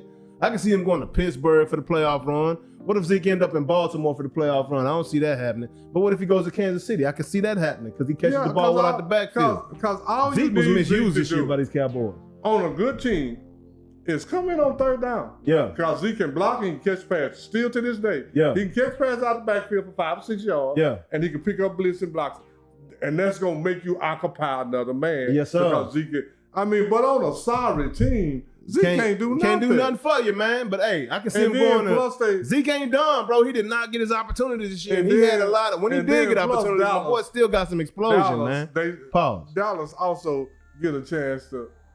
That's a little finger pointing too. Yeah. You know, Zeke, no doubt. Zeke didn't do nothing, so we got rid of him. No doubt. No doubt. Hey, get rid of Zach Martin. He didn't do shit. He ain't do nothing. He ain't did nothing. But to me, he ain't did want nothing since Travis Frederick left. Yeah. And that's about 4 years now. Yeah, you're right. But I can see Zeke going to Cincinnati and being effective up there with them boys too. Yeah, he could. You know, some places like Cincinnati. And Cincinnati, they don't want to see. They do not want to see Cincinnati in the playoffs. And you know, speaking of Cincinnati, you know they're pushing Joe Burrow for the MVP. As they should be. Because if these I mean, boys get to the playoffs, Joe Burrow's have statistically, he's having the #1 season out of all quarterbacks right now. He is. Stat-wise, Joe Burrow is doing the thing right now. Yeah, but then when you put Lamar Rushing on top of that. Yeah, you're right. I mean, I'm just saying. Oh, you going for Lamar right now? See, hey. No. I'm just saying right now. This is the honest truth. I mean, but Lamar, Joe Burrow is having this is Lamar's best year. Yeah. And now he's not going to win the MVP in the year that he had. He already got 2 MVPs. He had a better year than that year. I'm just saying. Yeah, you're right. You're right. You're right. No, I can't argue with that. And then I think Lamar's winning got to have right something to do with it too. How many Burrow done won 8 games, man? Come on. Yeah. Oh yeah. I mean, I'm just saying to me. Yeah. And we're gonna go on and slide over today. Ain't nothing to talk about with the Cowboys, man. They play the Commanders this weekend, gonna get beat again. Like, what is there to talk about, really? Yeah, what's like straight up. Hey, Trip, you call it like I was calling. You know what I'm saying? But hey, Unc say, he got eyeballs too. He say flip flop, flip or flipping. You know, he say you flip flopping on Lamar now. I ain't flip flopping. No, I'm not. I ain't never said Lamar didn't have talent. I said Lamar got to win a playoff game. Yeah. I don't care about your MVP season, Lamar, because greatness is judged on winning at the highest level. Would you say Lamar got more? He got the same amount of playoff games as he does MVP? He got two playoff wins, Chip, and he got 2 MVPs. Hey. That's our problem with Lamar. He might be 3-3 this year. You ain't never heard me say that Lamar cannot play. You ain't never. My problem with Lamar is that you don't win at the highest level, and that's what greatness is judged on: winning at the highest level at the utmost critical time. Yeah, and Lamar don't do that. Yep. And to me, when you got 2 MVPs and 2 playoff wins. That's a horrible resume. Yeah, that's all I'm saying. It is. You ain't never heard of say Lamar can't play. It is. And Ben Smith asked, "What up, Ben? Appreciate you tuning in. Hope you subscribe, big dog." He said, "How will Bill Belichick do next year in North Carolina?" I'm gonna say it's up in the air. Me, I'm not sure. You think so? Because these young guys are so finicky, man. Oh yeah, they finicky, man. And I hate to go in on y'all, but they finicky, man. I think Bill will do well. I think when you bring Bill Belichick in, you come in with guarantees, knowing that you gotta have some money behind you, because Bill ain't just coming into no bogus situation without support. Oh yeah. So they gotta have money behind Bill. I think his defense is gonna be outstanding. Offensively, I think it's gonna look a lot like the Patriots. I think he's gonna struggle offensively, but his defense is gonna be real. Bill is great with the X's and O's, but Bill got to get the Billies and the Joes. The Billies and the Joes, man. And that matters in college. That matters in college, for sure. That matters in the pros. Yeah, no doubt. Billies and the Joes. No doubt, man. No doubt. But yeah, I expect him to do well, man. Yeah, I mean, I don't expect him to be trash because he can coach. Yeah. We're talking about Belichick, man. Yeah. That dude is real deal Holyfield. So let's get this recap from week 17. Yeah, man. So I don't know if y'all got a chance to watch that Bengals and Broncos game this weekend. That was a great game, back and forth. Joe Burrow is keeping them boys alive. They had that overtime. We watched that game here for a little bit. Yeah. They had that overtime victory over Denver, man.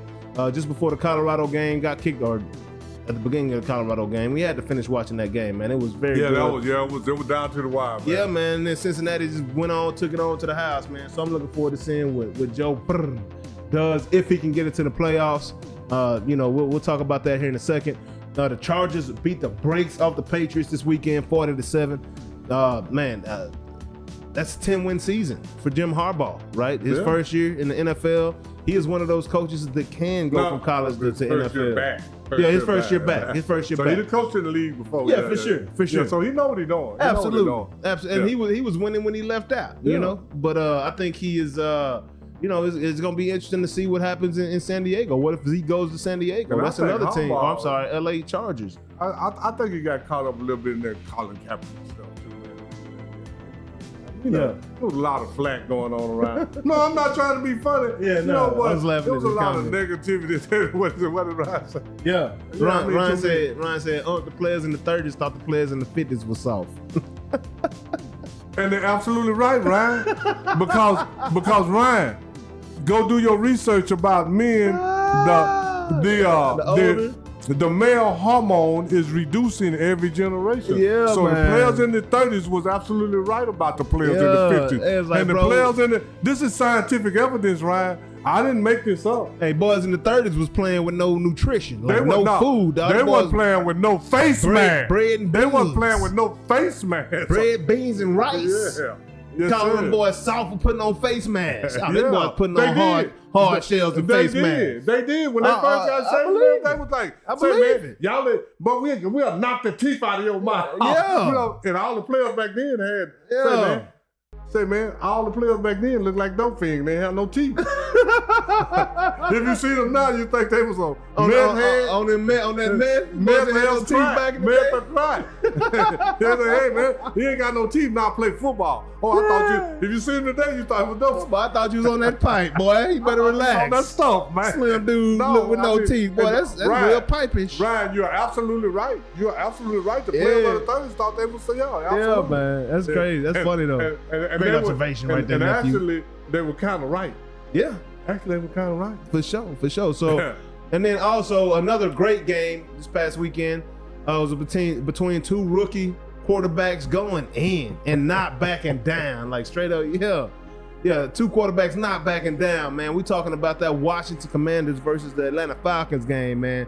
where Jaden Daniels, man, just proved to be a little bit more special than Michael Penix. But hey, Michael Penix they came in here quick, turned things around. Jaden Daniels is too. There's two rookies, man, going in. Jaden Daniels be second year for some reason. Nah, that boy a rookie, man. That's why you're up for Rookie of the Year right now, too. Who else gonna get it?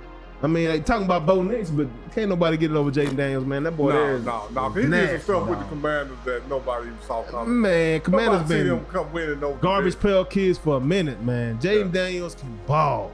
And the kid, I mean, right when you need him, he makes a play. He's very smart and sensible with that football. He plays sound football from the neck up. He's a neck up guy like we like him, huh? Oh, yeah, man.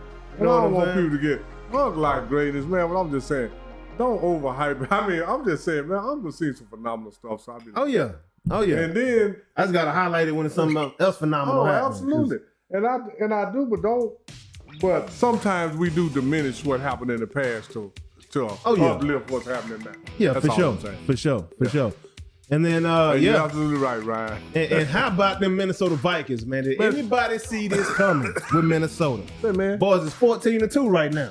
I didn't even know Minnesota was 14. I mean, last week when I looked down and said Minnesota 30, yes, sir. We pick them every week. Yeah. But everybody been talking about Detroit and Philly in the NFC. Yep. And Minnesota really snuck right up in there. Minnesota. Yeah, man. Even me. Yeah, man. I pick them every week to win. Yeah. But then when I looked down, I said Minnesota 13-2. And how does Sam Darnold not have any MVP votes? We talking about Minnesota Vikings. This team has not been world beaters. You know, they usually come with some solid defense and a pretty good record at the end of the season. 10, but 14 wins? Man, 10 wins been great for Minnesota. I think this is Minnesota's first ever 14-win season. Probably so. Because, you know, when they played 16, they wasn't no 14-2. And even when they played 14, they wasn't no 14-0. Exactly. So, yeah, this ain't first. It looks like they finna win 15, not 14. Hey, these boys crazy. Sam Darnold speed or Michael Penix speed? Whose speed you talking about? Because both of them, Sam Darnold got a little athleticism, you know, and he been sitting on the back burner for a little bit too. This is the thing. But Michael Penix run a 4.5, and nobody talks about his Sam speed. Darnold got the best teammates he ever had, man. And every week, and when you go back and look over history, man, all the stuff I'll say he prove out. Yeah. This team about your team. I mean, you can be great, but if you got solid teammates, you're going to be a frustrated no great doubt player. about it. No doubt about now, it. If you Sam got Darnold. good teammates, you're going to be a great, satisfied player because you go on the championship and you win it. Yeah. And the organization, right? This ain't the Jets. This ain't Carolina Panthers. He was in a good organization in San Francisco for a year, but he was never the guy there. He's the guy in Minnesota. Man, did you see how the team in the locker room, when he came in, they had that man on his shoulders like it's at the end of a movie. And when your players around you love you, crazy. Man, not only respect you, but they love you also. They love you, man. That's a whole nother level, man. Absolutely. What up, Nick? What up, Pamela? How y'all doing, man? Appreciate y'all tuning in. And the score is still 17-3. Yeah, still 17-3 UT right now. Hey, if y'all haven't already gone and hit that subscribe button for your boy, man. I don't know what's up with YouTube, man. We was up to 25-83 last week. Woke up on Sunday, we was back down to 75. You know, I don't know, but we've been talking about how they've been taking our subscribers away or something's been happening. Subscribers just been disappearing. And even since we were at 83, we had like 5 to 10 new subscribers come along, and we still somehow lingering around 73, 74, 75. I don't understand the YouTube. That's why I'm calling it out. My boy Trip to Go say we shadow banned. I know we have a strike on us right now, but I don't think that's supposed to eliminate subscribers. While we eliminate, we was at 25-83 at the end of the show on Saturday, and I wake up Sunday and we back at 25-74. I don't understand how that takes place, but you know, I just call it out because I can. What it is, you know what I'm saying? And this thing, excuse me, about FSU, about Noonish, we ain't no quitters. We're gonna build this thing the right way, and no matter how many you take away from them. Excuse me, we still going where we going. Hey, we take a licking and keep on ticking, dog. We better going believe where that. We're gonna keep going hard, baby. That's it. We're gonna keep going harder. No pause. Yes, sir. So this week, what's your good, your bad, and your ugly? Man, the good is the Minnesota Vikings, man. Yeah. I looked down, I said, these boys. First, last week, winning too. Yeah. Even though we pick them almost every week to win. Yeah. Because all the hype been around Detroit and Philly. Yeah. But you look up, Minnesota got the best record. Right there. And that's how sometimes we get fooled by all the talking. Oh, yeah. They got a banger coming up this even week though against I got fooled this time. the Lions, because I didn't even really realize that Minnesota was doing what they was doing. Yeah. And, and then the bad. Got to. It's Because been bad this all is year. The thing. The bad is that they won a couple of games. Then I heard, Cooper Kupp is going to be the determining factor. And I was like, no, it's about his teammates. He still got the same teammates that guy. Yeah. And that's just the bad. The Cowboys are just the bad. Because they played horrible against a good team, and the week before they beat, like I said, an average or below team, and people get hyped up. Yeah. And that's my bad. And what's your ugly then, huh? Ugly Mike McCarthy. Okay. Goodness gracious, huh? We want to keep him around, but what's going down with Mike McCarthy? Mike McCarthy said through the week, I want the team to cut loose, really break it open this week. For the Eagles? Against Eagles. Oh, you didn't hear Lord. that last week when he said that? He shouldn't have said that. I need him to, I think we're going to break loose. I need him to break loose, cut loose. Huh? 7 points. You didn't see them practice? On the backups. You didn't see them practice. You have to every day and you think they finna cut loose. Man, that's bad news right there. That's ugly to me, Mike. And that's Yeah. why I say, I'm going to tell you like this. I'm going to say this about Mike McCarthy, just like I said about Vanderbilt and all them boys last year. Mike, I want you to coach a long time. Yeah. Just do it somewhere. I want you to have a long, successful career. But go do it in Atlanta. So, Yeah. because you ain't doing, man, when you watch your team practice every day and you say, I think they're going to cut loose and then they go lay a goose egg. That's on you, baby. Not on me. That ain't on me, baby. No, that's on you, baby. dog. This ain't Breezy. That ain't on me. That's Yeah, on man. you, Mike McCarthy. Yeah, man. Because Breezy keep it on. That's on me, man. He keep it. Yeah. They got a song about I keep it on. Yeah. Hey, Mike don't keep it on. Nah, You man. done lost a disconnect somewhere where you watch your team practice and you think they're gonna cut loose. That's a disconnect, and that's ugly to me. These boys got you fooled. Yeah, they got you fooled. Yeah, man. So my good for the week gotta be, again, Sam Darnold, what he's doing. Actually, I'm gonna shake it up. I'm gonna say my good for the week is Joe Burrow. Joe Burrow. Joe Cool. The way Joe Burrow brought these boys back, don't nobody want to see them Bengals come playoff time. And they got a big game this weekend to see if they get in the playoffs or not, man. Miami, it's between them, the Dolphins, and there's one other team I can't think right now, in Denver, right, for that final wild card spot, man. So Joe, shout out to you for having a hell of a season. Whoever win that game is gonna get in the playoffs, right? Those are the three teams, but But they play there's some each things other, that gotta right? happen. No. Oh, none of them play each other? No. I think Cincinnati plays Baltimore or something like that, but we'll get or they play the Steelers or something like that. But it's last week. Steelers and Baltimore already in the playoffs. There's a good chance Cincinnati gonna win that game. They're gonna rest. But they don't want to see them boys in the playoffs. So that's my good, my bad for the week. Gotta be with them Cowboys, man. Gotta be with them Cowboys, just looking the way they've been looking. Ain't no good, no bueno. Just sad to see. And my ugly for the week. Oh man. My ugly for the week, man. My ugly for the week. Stick with them Cowboys, man. It was just bad. It's bad deal. Bad juju across the board, man. Bad juju across the board. We're gonna go to ring the bell and then we'll come back for our NFL picks after that. You good with that up? Yeah. This week we got ring the bell on a special gentleman by the name of Paul Krause. I said it right, Paul Krause? Paul Krause. Man, Paul Krause is the all-time NFL leader in interceptions. He has 81 interceptions. Now, when I go back, let me say this. Paul Krause got drafted in 1967. He played from 67 64, no, let me change that. He got drafted in 1964 by the Washington Redskins. And he played there from 64 to 67. Then he went to the Minnesota Vikings from 67 to 79. He played 16 years.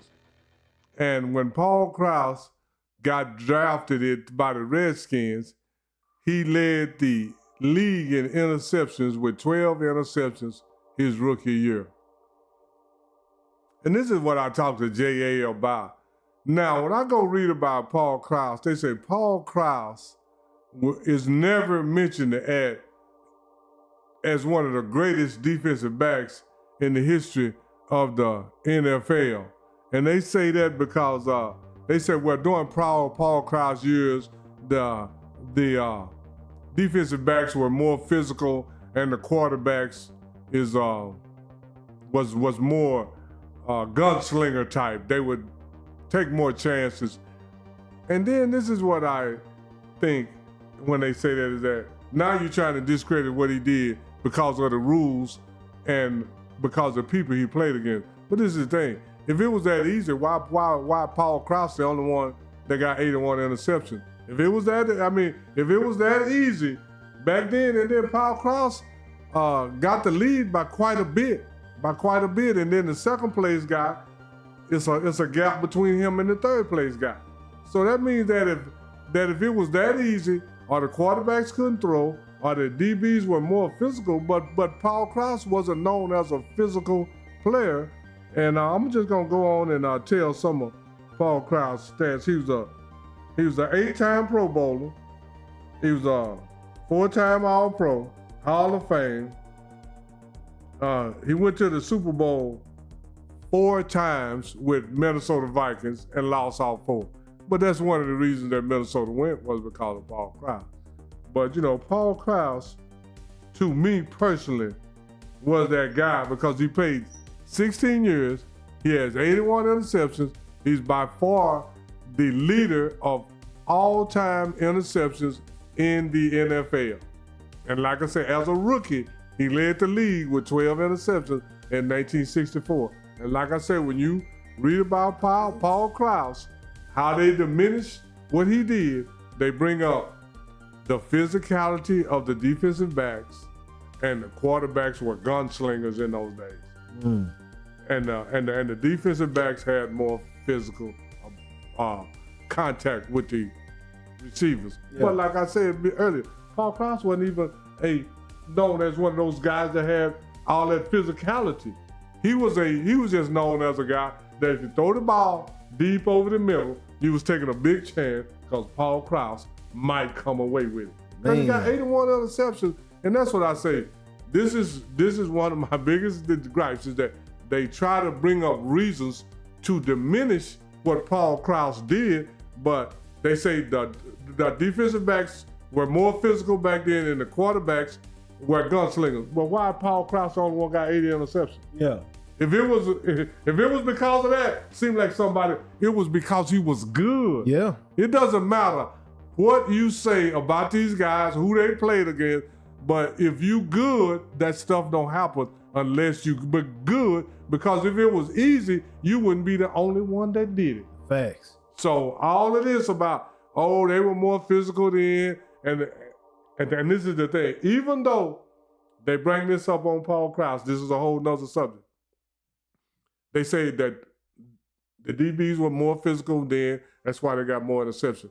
But also during those times, the receivers averaged more yards per catch than they do now. Yeah. So that sounds like an oxymoron, though. It sounded like them DBs was on the island. It sounded like they didn't have all them zone coverages. That's all it was, man. So quit trying to diminish by bringing up they were more physical, because the rules change in every sport every so often. And Paul Krause played before Bullet Bob Hayes, right? He came the same year, 1964. Okay, but when he came in, they didn't have zone coverage. Because that wasn't until after Bob. Until Bob Hayes that came. But I think zone coverage came about 66. So he was manning up. He was got 81 pickoffs. Yeah, 81 pickoffs. Yeah. And so it's how you slice it. He did what he did, and we can't diminish it by saying, the rules were different then, and the rules are different now. and all that. The athletes are better. But this is the whole thing. Like I say, if the athletes are better, just get somebody average 22 yards per catch like Homer Jones did. Yeah. Get somebody average 20 yards a catch like Bob Hayes did.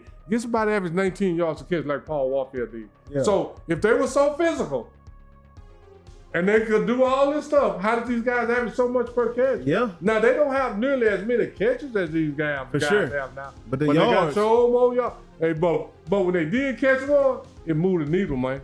Because if you catching a ball every 20, 19, 20, 22 yards every time you catch one, you moving the ball down the field, man. Yeah. So, we got to quit diminishing what happened in the past to make what's happening in the present look better.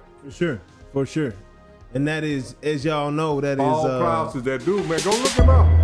Ring the bell with Unc, man. Y'all go check out Paul Krause, man. Get 81 career interceptions. Get some of that good knowledge, man. But yeah, man, we back on this thing, and we got to go through these. Let's crank that fire up, Unc. Crank that fire. Yeah, man. Hey, it's hot in here. It's hot in here, baby. Got these NFL picks coming at you right now. Fast and furiously, real quick. Before we get to it, hey, Sean Sylvia, what's going down? What up, Viking? Sean Sylvia say Ohio State or Oregon, man. Hey, I picked Ohio State. I picked Oregon. I got Oregon. I say Ohio State, though. I don't trust the Big Ten. Yeah. They're like the SEC, they're overrated, man. Yeah, they are, but I mean, we'll see. Yeah, we're gonna see. Oregon been running through people, but for right now, we got these NFL games on deck. You ready for this? Yeah, and I'm gonna tell the people. Crank it up. No, I'm gonna tell them this. Say, man, when you talk about Bet US, yeah, I'm just gonna be honest. This is the last week of the season. Yeah, man. Some of these teams clinch playoff berth. Yeah. So you gotta be careful where you put your money at. You gotta be careful, man. I mean, I'm just, we honest on this show. Yeah. So just cause all the high profile teams, they might be resting a lot of players. So. And it's going, what they call it, NBA? When them players be sitting load management. Yeah, it's some load management going on in the NFL this week, man. So be aware of load management. I can understand load management the last week better than I can all season in the NBA. It's one game that we're going to talk about. I know for a fact won't be no load management going on, but we're going to get to that one. But starting out, here we go.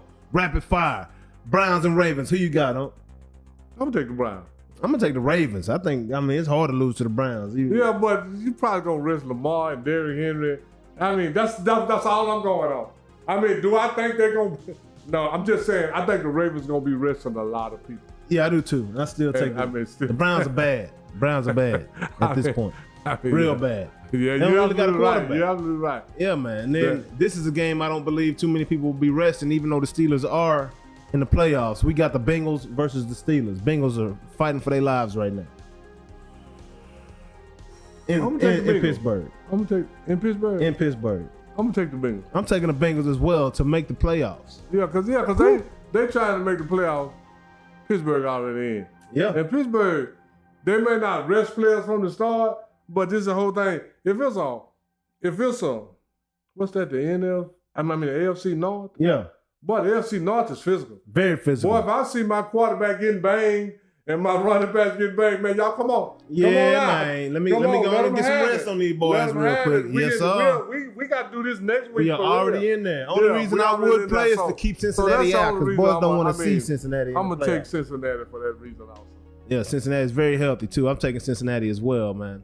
And then we got the Panthers and the Falcons. Who you got in that one, no?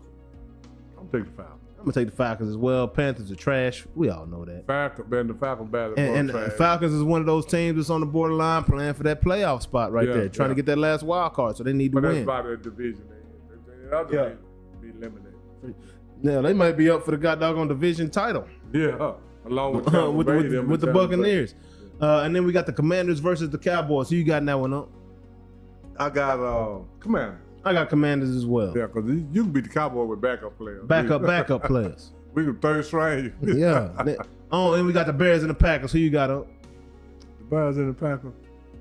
I think the Packers already in, ain't they? Yes. 11 wins. I'm still gonna take the Packers. Yeah, I'm taking the Packers as well. Yeah, because the Bears is. Well, I don't know. With the Bears have lost a lot of close games. Yeah. We're talking Hail Marys. Yeah, and then, we're talking they've lost games in every way possible just about in the NFL this year. So I'm kind of hesitant, but yeah, I'm gonna take the Bears in this one. Just because week 18. Yeah, just like you say. I don't know who resting players. Yeah, and all that. man, I don't know if Jordan Love gonna be starting. I totally understand. Yeah. I totally understand. Yeah, and that's why I'm taking the Bears in that one. Then we got the Texans and Titans. We got the battle of the Houston squads. The old Oilers versus the new Oilers. I'm gonna take the Texans. You got Texans in that one. I got the Texans as well in that one. Now Texas still fighting for a playoff. They 9-7 right now. Yeah, and they fighting for a playoff. I believe so. Oh yeah, and then plus they're a better team than Tennessee, and they've got something to play for. Yeah. So I'm gonna take the Texans. I take Texans in that one. Then we got the Jags and the Colts. Battle of the bottom feeders right here. The Jags and the Colts. I'm gonna take the Colts. I'm gonna take the Colts too. The Jags are just, The Jags just been bottom feeder of the bottom feeder. Yeah, absolutely. And then we got the Bills and the Patriots going. Who you got, huh? I mean, the Bills can beat the Patriots with backup players. Yeah. I mean, that's what I think. I mean, it don't matter about resting player, but you got to play some of your starters. So I'm gonna take. They just played what 2 weeks ago? Yeah. They just played. Yeah. Like literally. So I'm gonna take Buffalo. I'm gonna take the Patriots in that one. Just I because think Buffalo can beat them with a backup quarterback and backup running they back. barely beat them with Josh Allen. Is that what they say? I mean, they barely beat a couple of weeks ago. Josh but- Allen had to come back on the Patriots to win that. But the Patriots just been bad. I mean, that's a division game. Yep.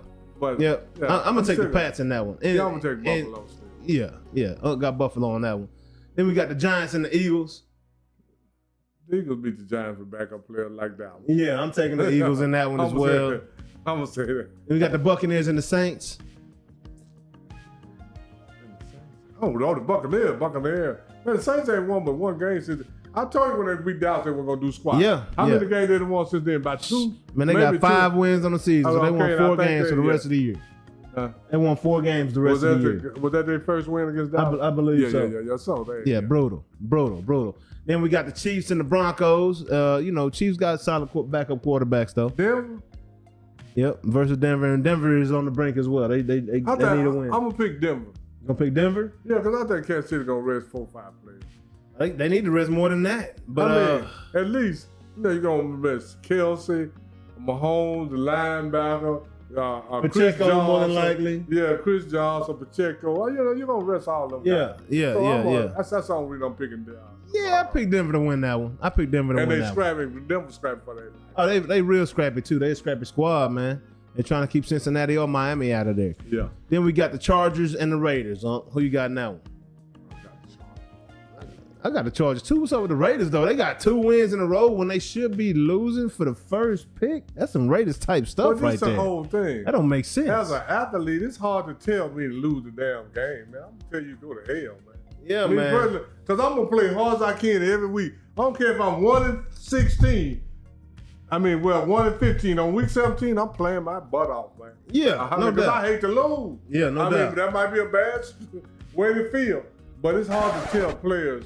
Now you general managers and coaches can talk about that, but you can't go tell your players lose this one. Yeah, no doubt. And last I saw, Trip, New England Patriots had the number 1 pick, but that was before they went out and won this weekend. So I don't know who has number 1 at this point in time. And I'm gonna say this: I think it's a weak draft. You think so? I think some solid quarterbacks to get out there. Yeah, but we don't have some solid. But I'm gonna say this: I think Cam Ward is very, very freaking good, and people are sleeping on that young man. Yeah. I don't know, but like I say, that's just my opinion. I'm saying this is not. You may have 1 or 2 players in there, but this is not like you got a lot of talent in this draft. That game changers. I'm gonna say this to me in this draft. Like when you had Joe Burrow and them, man, you had 2 or 3 other guys. You know what I'm saying? Right now, you got about 2 or 3 guys you can say. Yeah, man. We'll see. I think it's a talent. If I get them at solid draft. If I get, I love Asajita, but if I get Asajita by pick number 21 or something, that's about where he gonna go. Yeah, no doubt. Because running backs is devalued. And then I'm saying like this, everybody high on Travis, but I'm saying, man, Travis gonna go by number 8 or 9. Travis gonna go high, huh? I don't think he's gonna go in the top 5. You don't think so? We gonna see. I might be wrong. I don't be hating on Travis, don't it, y'all? No, I don't be hating on. I'm just saying. Man. But this is the thing you gotta realize.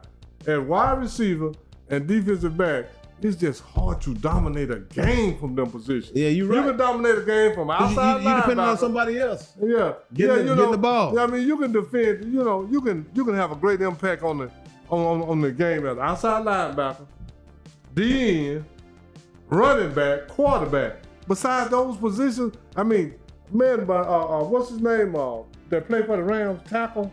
Aaron Donald. Aaron Donald. You don't get many Aaron Donald dominate from the inside. Yeah, no doubt. You don't get many people dominate the game from the wide receiver. Yeah. You just don't, man. Yeah. I mean, I'm just going by history. Yeah. I'm not saying these guys aren't good. I'm just saying that impact players. Yeah, like, truly impacting because schematics and things this like is that. the thing. Even if Travis played defense and offense, he only gonna touch the ball about 12 times. Yeah, I mean, if still he get an limited. interception He's and still then have limited. 11 receptions, not even 11 or 12. I mean, it's hard. You know, now a running back like Emmitt Smith or all that Ashton stuff, man. Jeanty. Yeah, I mean, even in college. They get 30 touches. Yeah, that's Yeah. I ain't trying to project Ashton Jeanty to be no Barry Sanders. Yeah. But I'm saying in college, he can help a lot of 3 and outs. What up, You know, he Jordan? can help keep your defense on the sideline, study film, get rest, all that kind of stuff. Yeah. But just certain positions, that's all I'm saying, man. Yeah, I no ain't doubt. trying to trash nobody, man. No doubt.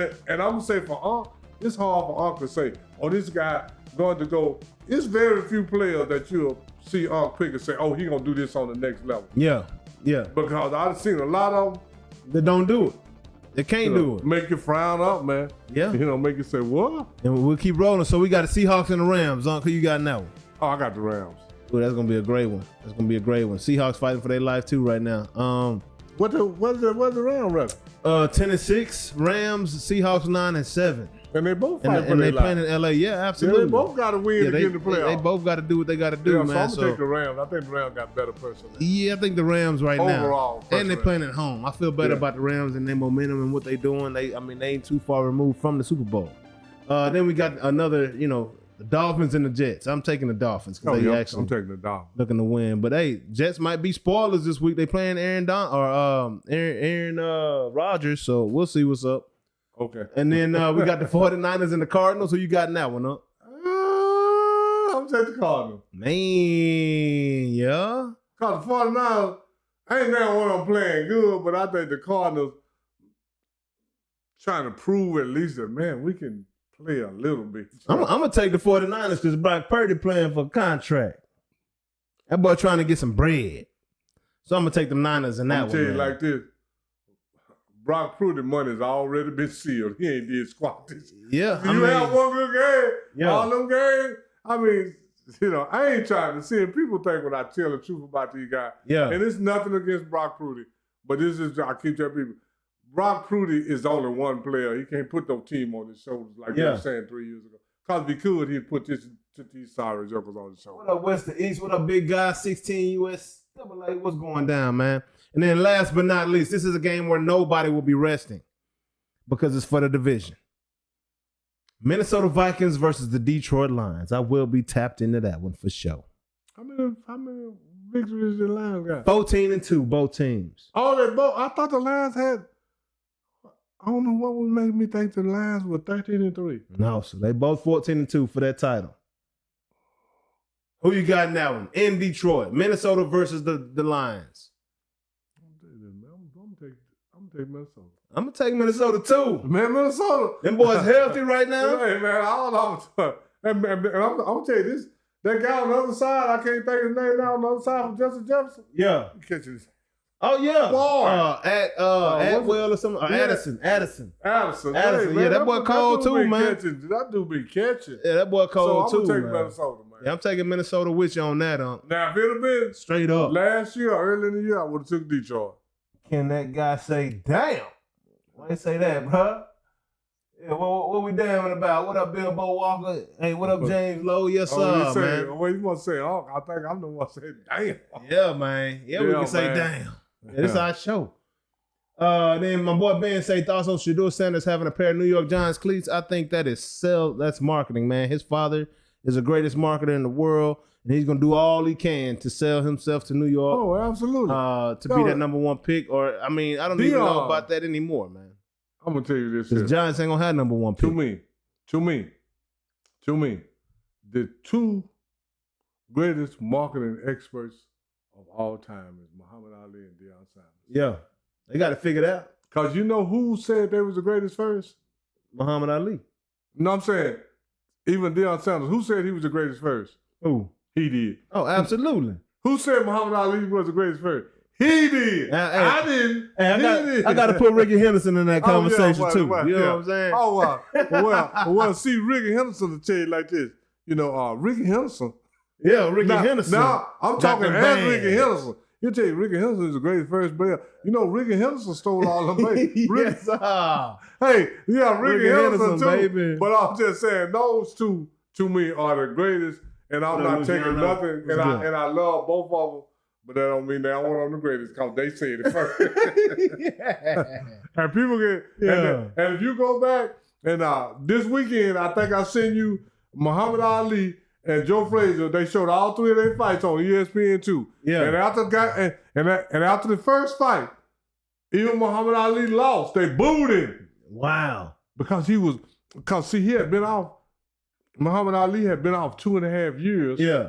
Because they told him. Because he went and took some Earl Spence stuff. No. He went and took the test to go in the Army. Oh yeah. And then he scored such low, they said you can't go in the Army. But then they reclassified him. He said, I thought y'all said I couldn't go. So now y'all gonna change my score. I'm not going. So they made him miss 2.5. That was his first fight. Wow. Was a championship fight after 2.5 years. Wow. And if you go look at the fight, I could have swore he won. Yeah, now, he did get knocked down in the 15th round. They weren't gonna give it to him. And then they booed him. So, this is how stuff changed. Muhammad Ali turned from the most hated athlete to the most loved. Oh yeah, that's how people can change on you. Oh yeah, I mean, because at the time they hated Muhammad Ali, and then now, he's the greatest. Now, just cause that don't mean he's the greatest. MLK wasn't well received in too many places back in the Gap. But now he's a modern day hero. You know what I'm saying? And if you go really listen to MLK, I don't want to throw this a caveat in there, but I want MLK. Last couple of speeches was not like I Have a Dream. Yeah, there's a little bit more. There was a little bit more of that. Let's bring all our money back. Revolutionary. Let's bring our money back to our community. Yeah. Oh, and let's put it in our banks. And let's eat at our restaurants. When he made that speech, 48 hours later, he was dead. Conversation cut short. Yeah.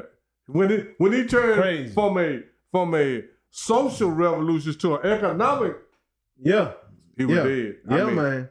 That's a whole other story. But too much reach. Too much power. Too much power. Just like, Yeah, absolutely. What they say about Marvin Gaye getting hold of Stevie Wonder. Oh yeah. Not Bob Marley. Getting hold of Stevie Wonder, and next thing you know, Bob Marley was gone. But anyway, we're not gonna get on those topics here. Yeah, but absolutely. Yeah, man, that's real deal, man. And they saying they wearing the black jerseys. Ryan said them jerseys suck. Had they hated Ali back. Yeah, man, that's crazy, man. Oh yeah, that's crazy, man. He turned from the most hated to the most beloved. Absolutely, that's what happens in death, man. That's what happens in death. Unfortunately, can't give them flowers while they alive. But we can praise them when they can't hear none of it and receive none of the praise, which is insane to me.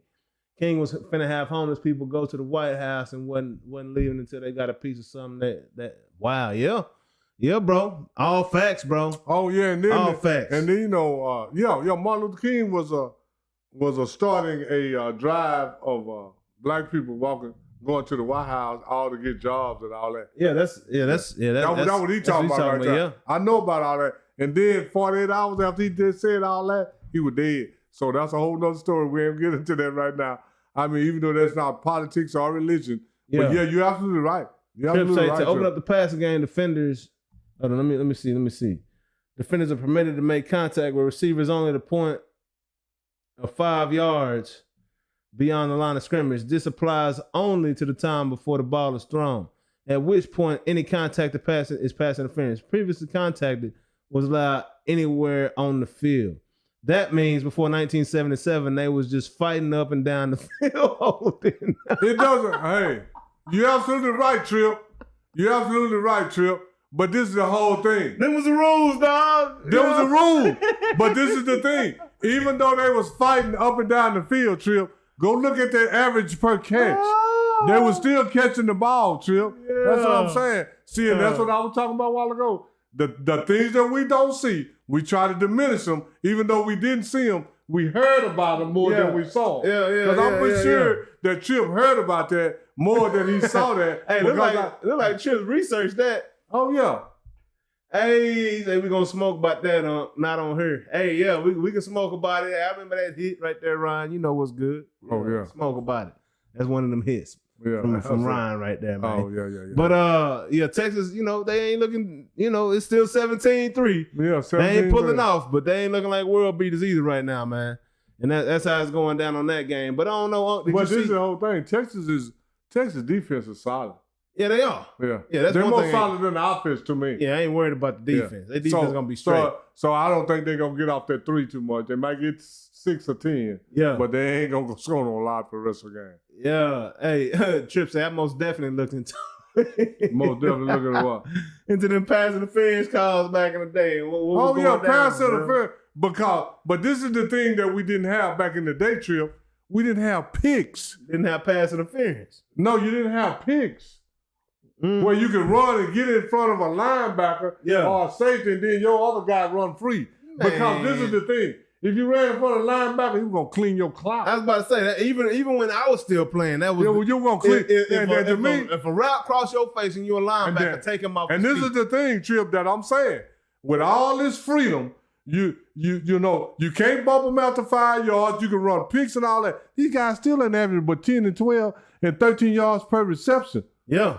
Hey, I research team for sure. Yeah, I research team crazy, man. Our community over here on their stuff, man. Oh yeah, so they don't let us slide. They don't let nothing slide. That's how you know we come up with the facts. Go research with stuff, man.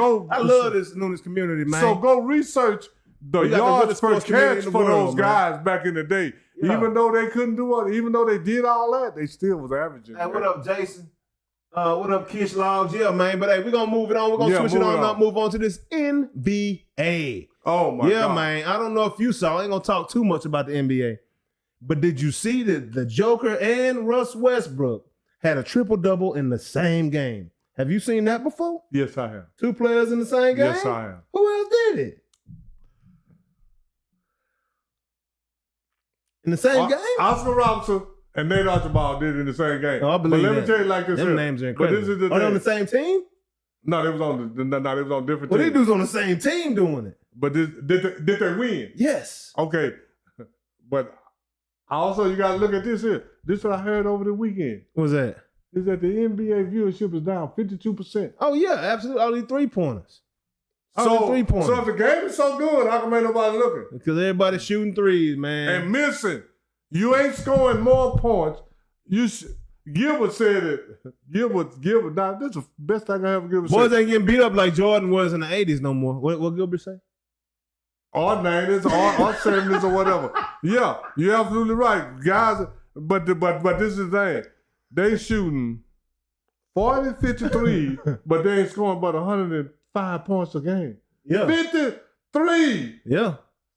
3 times 50 is 15. Oh, these that's 150 points. If you hit 50, if you hit 50%, that's 75 points by itself. Have you ever seen 2 triple-doubles on the same team? No, I ain't never seen that. That's crazy. Yeah. They scored 132, and they should. Yeah, they should. With that type of they should production and collaboration going on. 2 dudes with triple-doubles. Man, hey, Joker had Who 36. They playing? Utah. Which is not just a run over. I mean, they're not as good as they were. We ain't talking about Karl Malone, John Stockton, and Russell like Jordan had to beat. Who on Utah they now? pretty solid though. Rudy or Conley, none of them ain't on that no more. No, I don't know who on Utah actually. I mean, Joker had 36 points, 22 boards, and 11 assists, and Russ had 16 points, 10 boards, and 10 assists. That's crazy. He should have won. That's crazy. Yeah, that's crazy. I didn't see the brawl between the Rockets and Heat. It's been a lot of brawls in basketball too recently. But I didn't see the one between the Rockets and the Heat. I need to go back and check it. Oh, yeah. Was it better than the Mavericks? I saw that. No. They got the Rockets and the Heat. They got like 4 or 5 players suspended. For real? 1 for 3, 2 for 3 games. All that. I need to go back and check that out. Yeah. I love that, man. Hey, Madison the Palace, bring it back.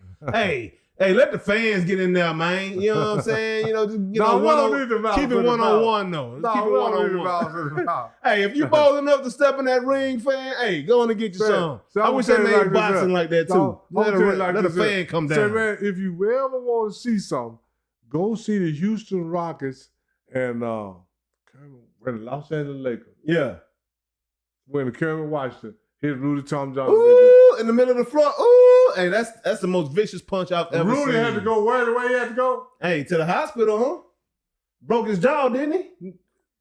His whole face. Broke his orbital bones. Fractured that man's face. Both his orbital bones was crushed. Goodness. I don't even know this bone where your teeth had up under your nose. It was broke. That boy broke his tooth bone. Man crushed his face. I mean, man, so. Because Rudy was running into him and my boy hit him fully extended. Bam!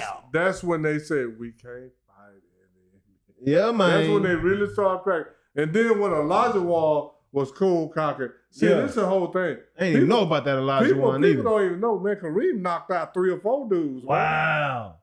That's crazy. Yeah, Kareem wasn't nobody to play with either back in the day. That's why Jordan was complaining. You know, he finally got the game cleaned up. That's why he the GOAT too. But also, moving on, you know what I'm saying? Our Texas Rangers. Hey, the Rangers signed somebody, didn't it? Yeah, young Jock Peterson, baby. Oh, yeah, young Jock in the building, I see man. that. Yeah, boys, we ain't got young Jock Peterson with these Rangers, man. If y'all know nothing about him, just know he started over Devontae Adams in high school at receiver. What that trip say? Give me That's one. all I got to say, man. Arizona State knocking at the door. Yeah, they are, man. Hey, and this is what I'm saying. Arizona State is going to be a game. Scatterboo ain't no punk. These boys are tested. These boys, they got belief in themselves, man. It's going to be a long game. And if Texas they ain't come ready to fight, they're going to get that ass beat. And they're going to get that ass took from them in the last minutes of the game, man. Is all I'm trying to tell you. Give them some gloves. Yeah, man, let them box it out, man. Let them go in there like Nate Robinson on Jake Paul, man. You know they say NBA players can't fight besides Darren Williams.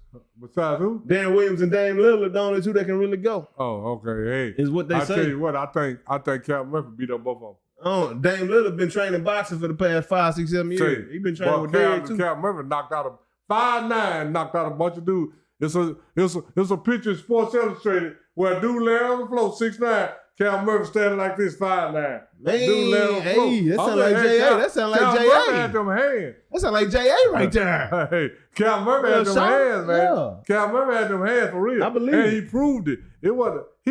He's the only enforcer in the NBA under 6 feet. Cal Murphy was the enforcer for the Houston Rockets. Under when 6 you played the Vernon Maxwell too, though. Under 6 feet. Oh, Cal yeah, you're Murphy right. Yeah. You're right. Yeah, You're right. Mad Maxwell. Yeah, Deron Williams knocked out Frank Gore. Yes, sir. Made him look bad, too. Hey, what's his name knocked out AP? Yeah. Running back, Le'Veon Bell. Yeah, who knocked out Frank Gore? Darren Williams. The basketball. Yeah. He knocked out beat the brakes out of Frank Gore. But you know what? Beat the brakes. I mean, he looked huge against Frank Gore, first of all. First off, Frank Gore 5'11", with Darren Williams about 6'4". Frank Gore about 5'8". I mean, what? I'm 5'9". And Darren Williams, he a football 5'11". Yeah. And Darren Williams, he looked like a monster. Yeah, but Darren Williams 6'4". He was like a monster against Frank Gore. Oh, yeah. That was great. And he brought the fight to Frank Gore, too. And I'm going to tell you but you know, Darren Williams, that's D-Town right there. Dallas, Texas finest, baby. Hey, you know, we built a little different around here. We got attitude issues around here, dog. Hey. You know what I'm saying? No matter. I'll tell you like boy this. Boy could be out there playing doggone cricket, dog. You know, he throw them hands. You know how they say, ask somebody? Yeah. You ain't got to ask nobody. Come on down here. Yeah. Just come on to D-Town. Just come see for yourself, man. I got some blocks that I'm continuing on, that he been on, that I don't know if you going to make it out of. Yeah. Hey, boy, I can put you on Pine and Colonial. He'll put you on Fall Ridge. Yeah. He'll put you on Pokey Keys. Yeah. He'll put you some blocks. You got to be able to box. You got to box, man. Got to be able to box, man. Nah. But yeah, that's fun right there. That's fun. But yeah, shout out Jock Peterson coming to join these boys. And you know what time it is, Trip? It's time for your favorite part of the show. Let's give these people a little NIL before we get going. Yeah, y'all know what time it is. This is what I want to tell you. For the NIL, I know a real estate agent. It's a young man right now. He's a sophomore in college. His NIL is so big, he his dad and his family is fairly intelligent. They call this real estate agent that I know. He's finna start investing in real estate. His first investment is gonna be a house in Frost Farms. Wow. He in college. Oh, Sophomore in college. Absolutely. And I'm gonna say this: we watching him play right now. Yeah. I ain't gonna call no name because Okay. I'm put it out there too bad. Yeah. Yeah, you know I can't tell. Oh, you can because say it now though, because it's NIL. I It's mean, but legal now, now, but it's real estate. This is private business. I don't wanna put it out there. Yeah. His real estate agent told me this, but I can say his real estate agent say, man, and if anybody around the Dallas-Fort Worth area know anything about Frost Farms, say, man, they got many mansions over there. big money, and I like it. That's what Tim Brown and Chuck Norris and people like that, and Larry Johnson, when he signed an $84 million contract, they lived over there. Now you got a college kid buying a house over there. Yeah. That's We crazy. got people like that that lived over there. Hey, things started to change a little bit.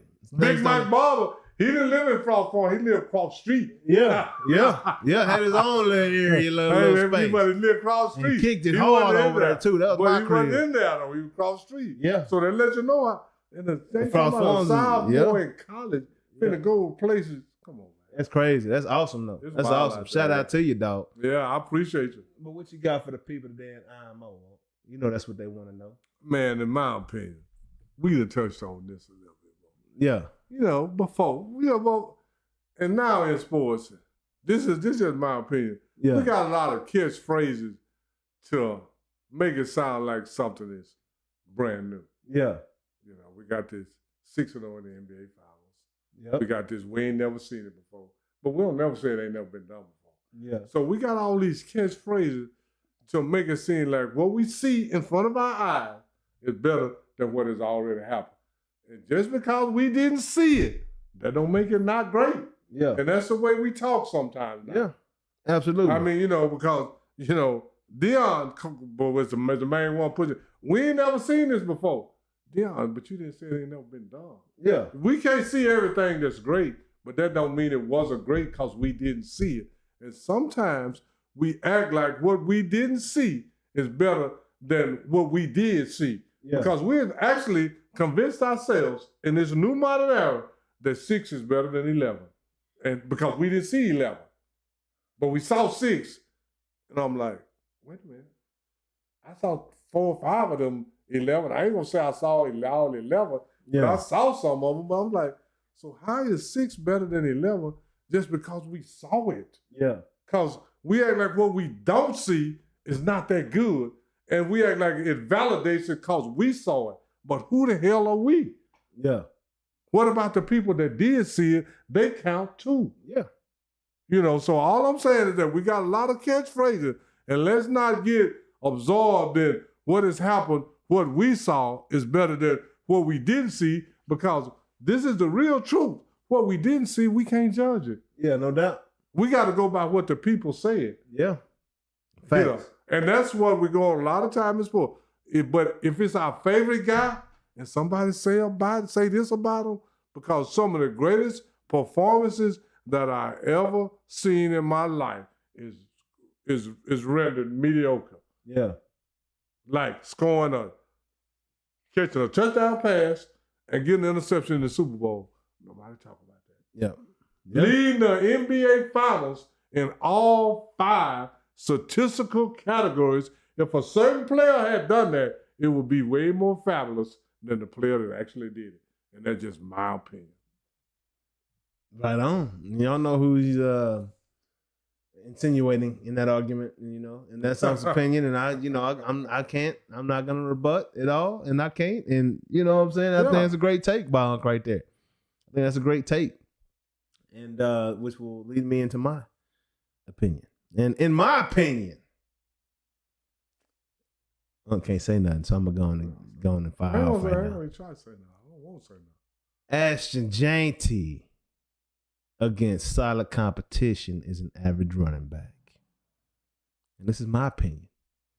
And yeah, I know he ran for 192 against Oregon early in the year. We're talking about game 2 of the season. Not a big deal. You don't even know your squad at that point. That was the second game Dylan Gabriel had played in Oregon. Didn't know his team at that point, didn't know his weapons. Communication wasn't what it's supposed to be by the O-line and D-line at that point in time. They almost lost to Idaho Vandals the week before. Oregon is not the same Oregon who they are today, which beat Penn State later on in the season.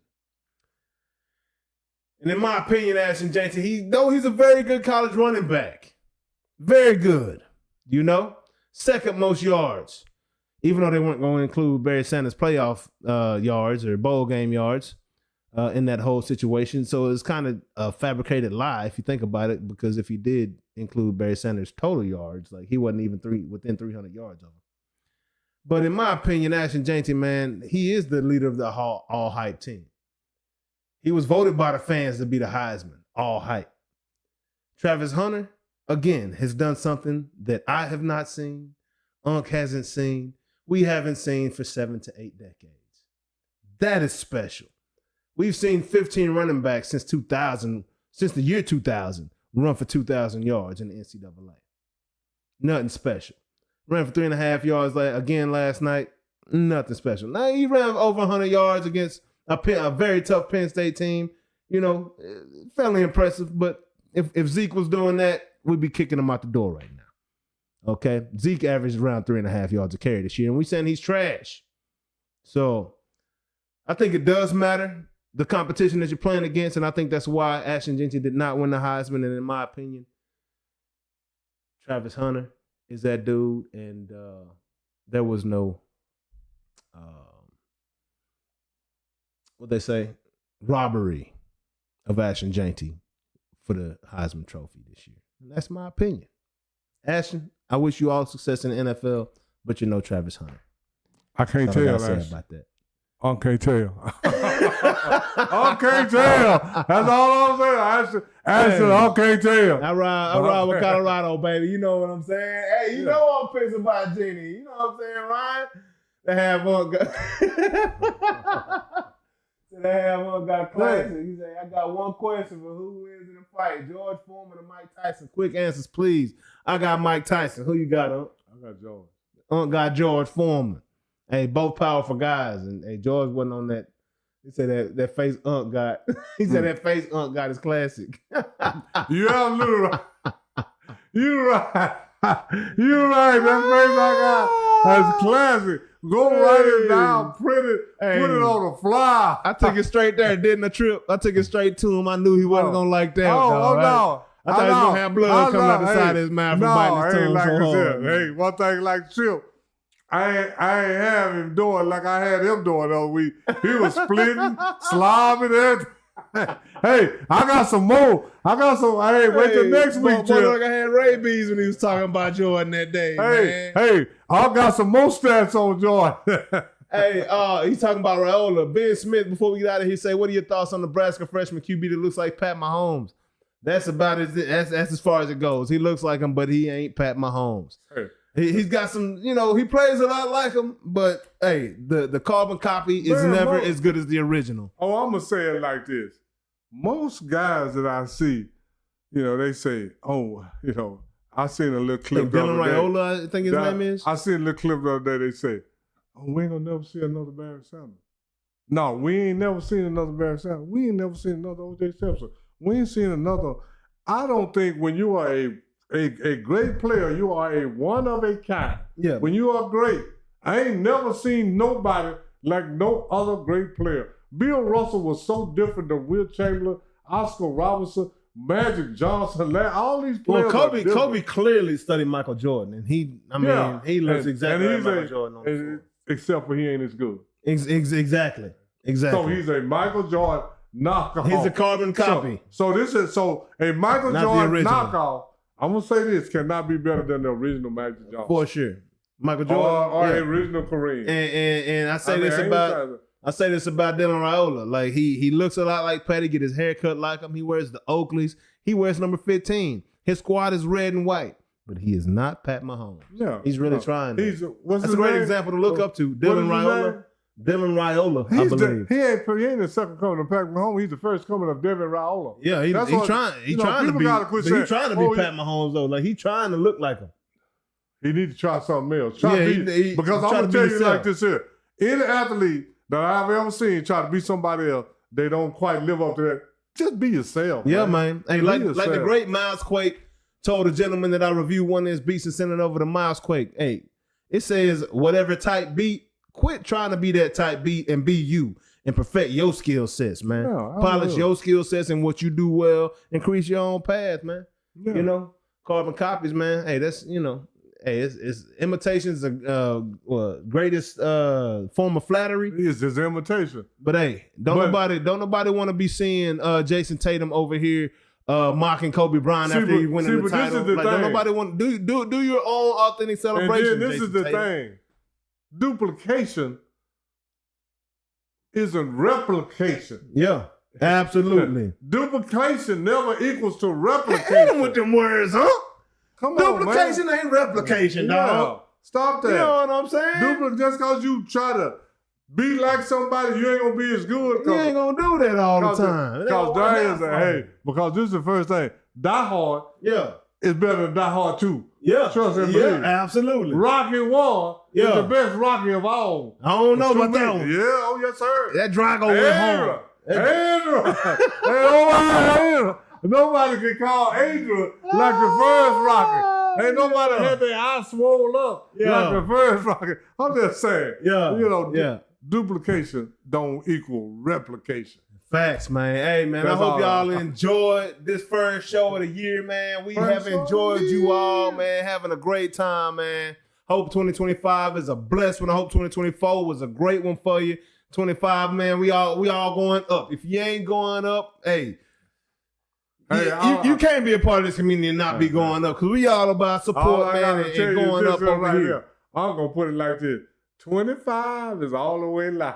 All the way live, and man. this is the thing you got to realize. Yeah. If it ain't live, it ain't me. It ain't me, baby. And on that note, Mr. We Kyle, are. shout out Mr. Kyle. If it ain't live, it ain't me. Hey, we out this thing. We're going to see y'all next Wednesday sometime around noon. Be watching for the watch party. We might for have sure a have a watch party tomorrow night for that Yes, and Notre Notre Dame and Dame. Georgia Bulldogs game. It's going ham, baby, and I'm going all the way in. I'm going to be suited and booted up, ready to play. I might put my helmet on, dog. But hey, y'all come ready, strapped up, get your chin strapped up, because it's going to be on and popping. Hey, I'm telling you like this here. See you next week. Strap up your chin strap. Put your shoulder pads on. Gird up your loins. Gird up them loins, dog. Hey, because if your loins ain't girded up, that means you ain't ready to go. You ain't show up if your loins ain't girded up. But yeah, man. Gird up so you can stay up. Yeah, man. Appreciate y'all, man. Hey, we going to be on strike next week. So we going to see. So we going to see YouTube. It's on we going to you, see what's going YouTube. on popping now, We gonna man.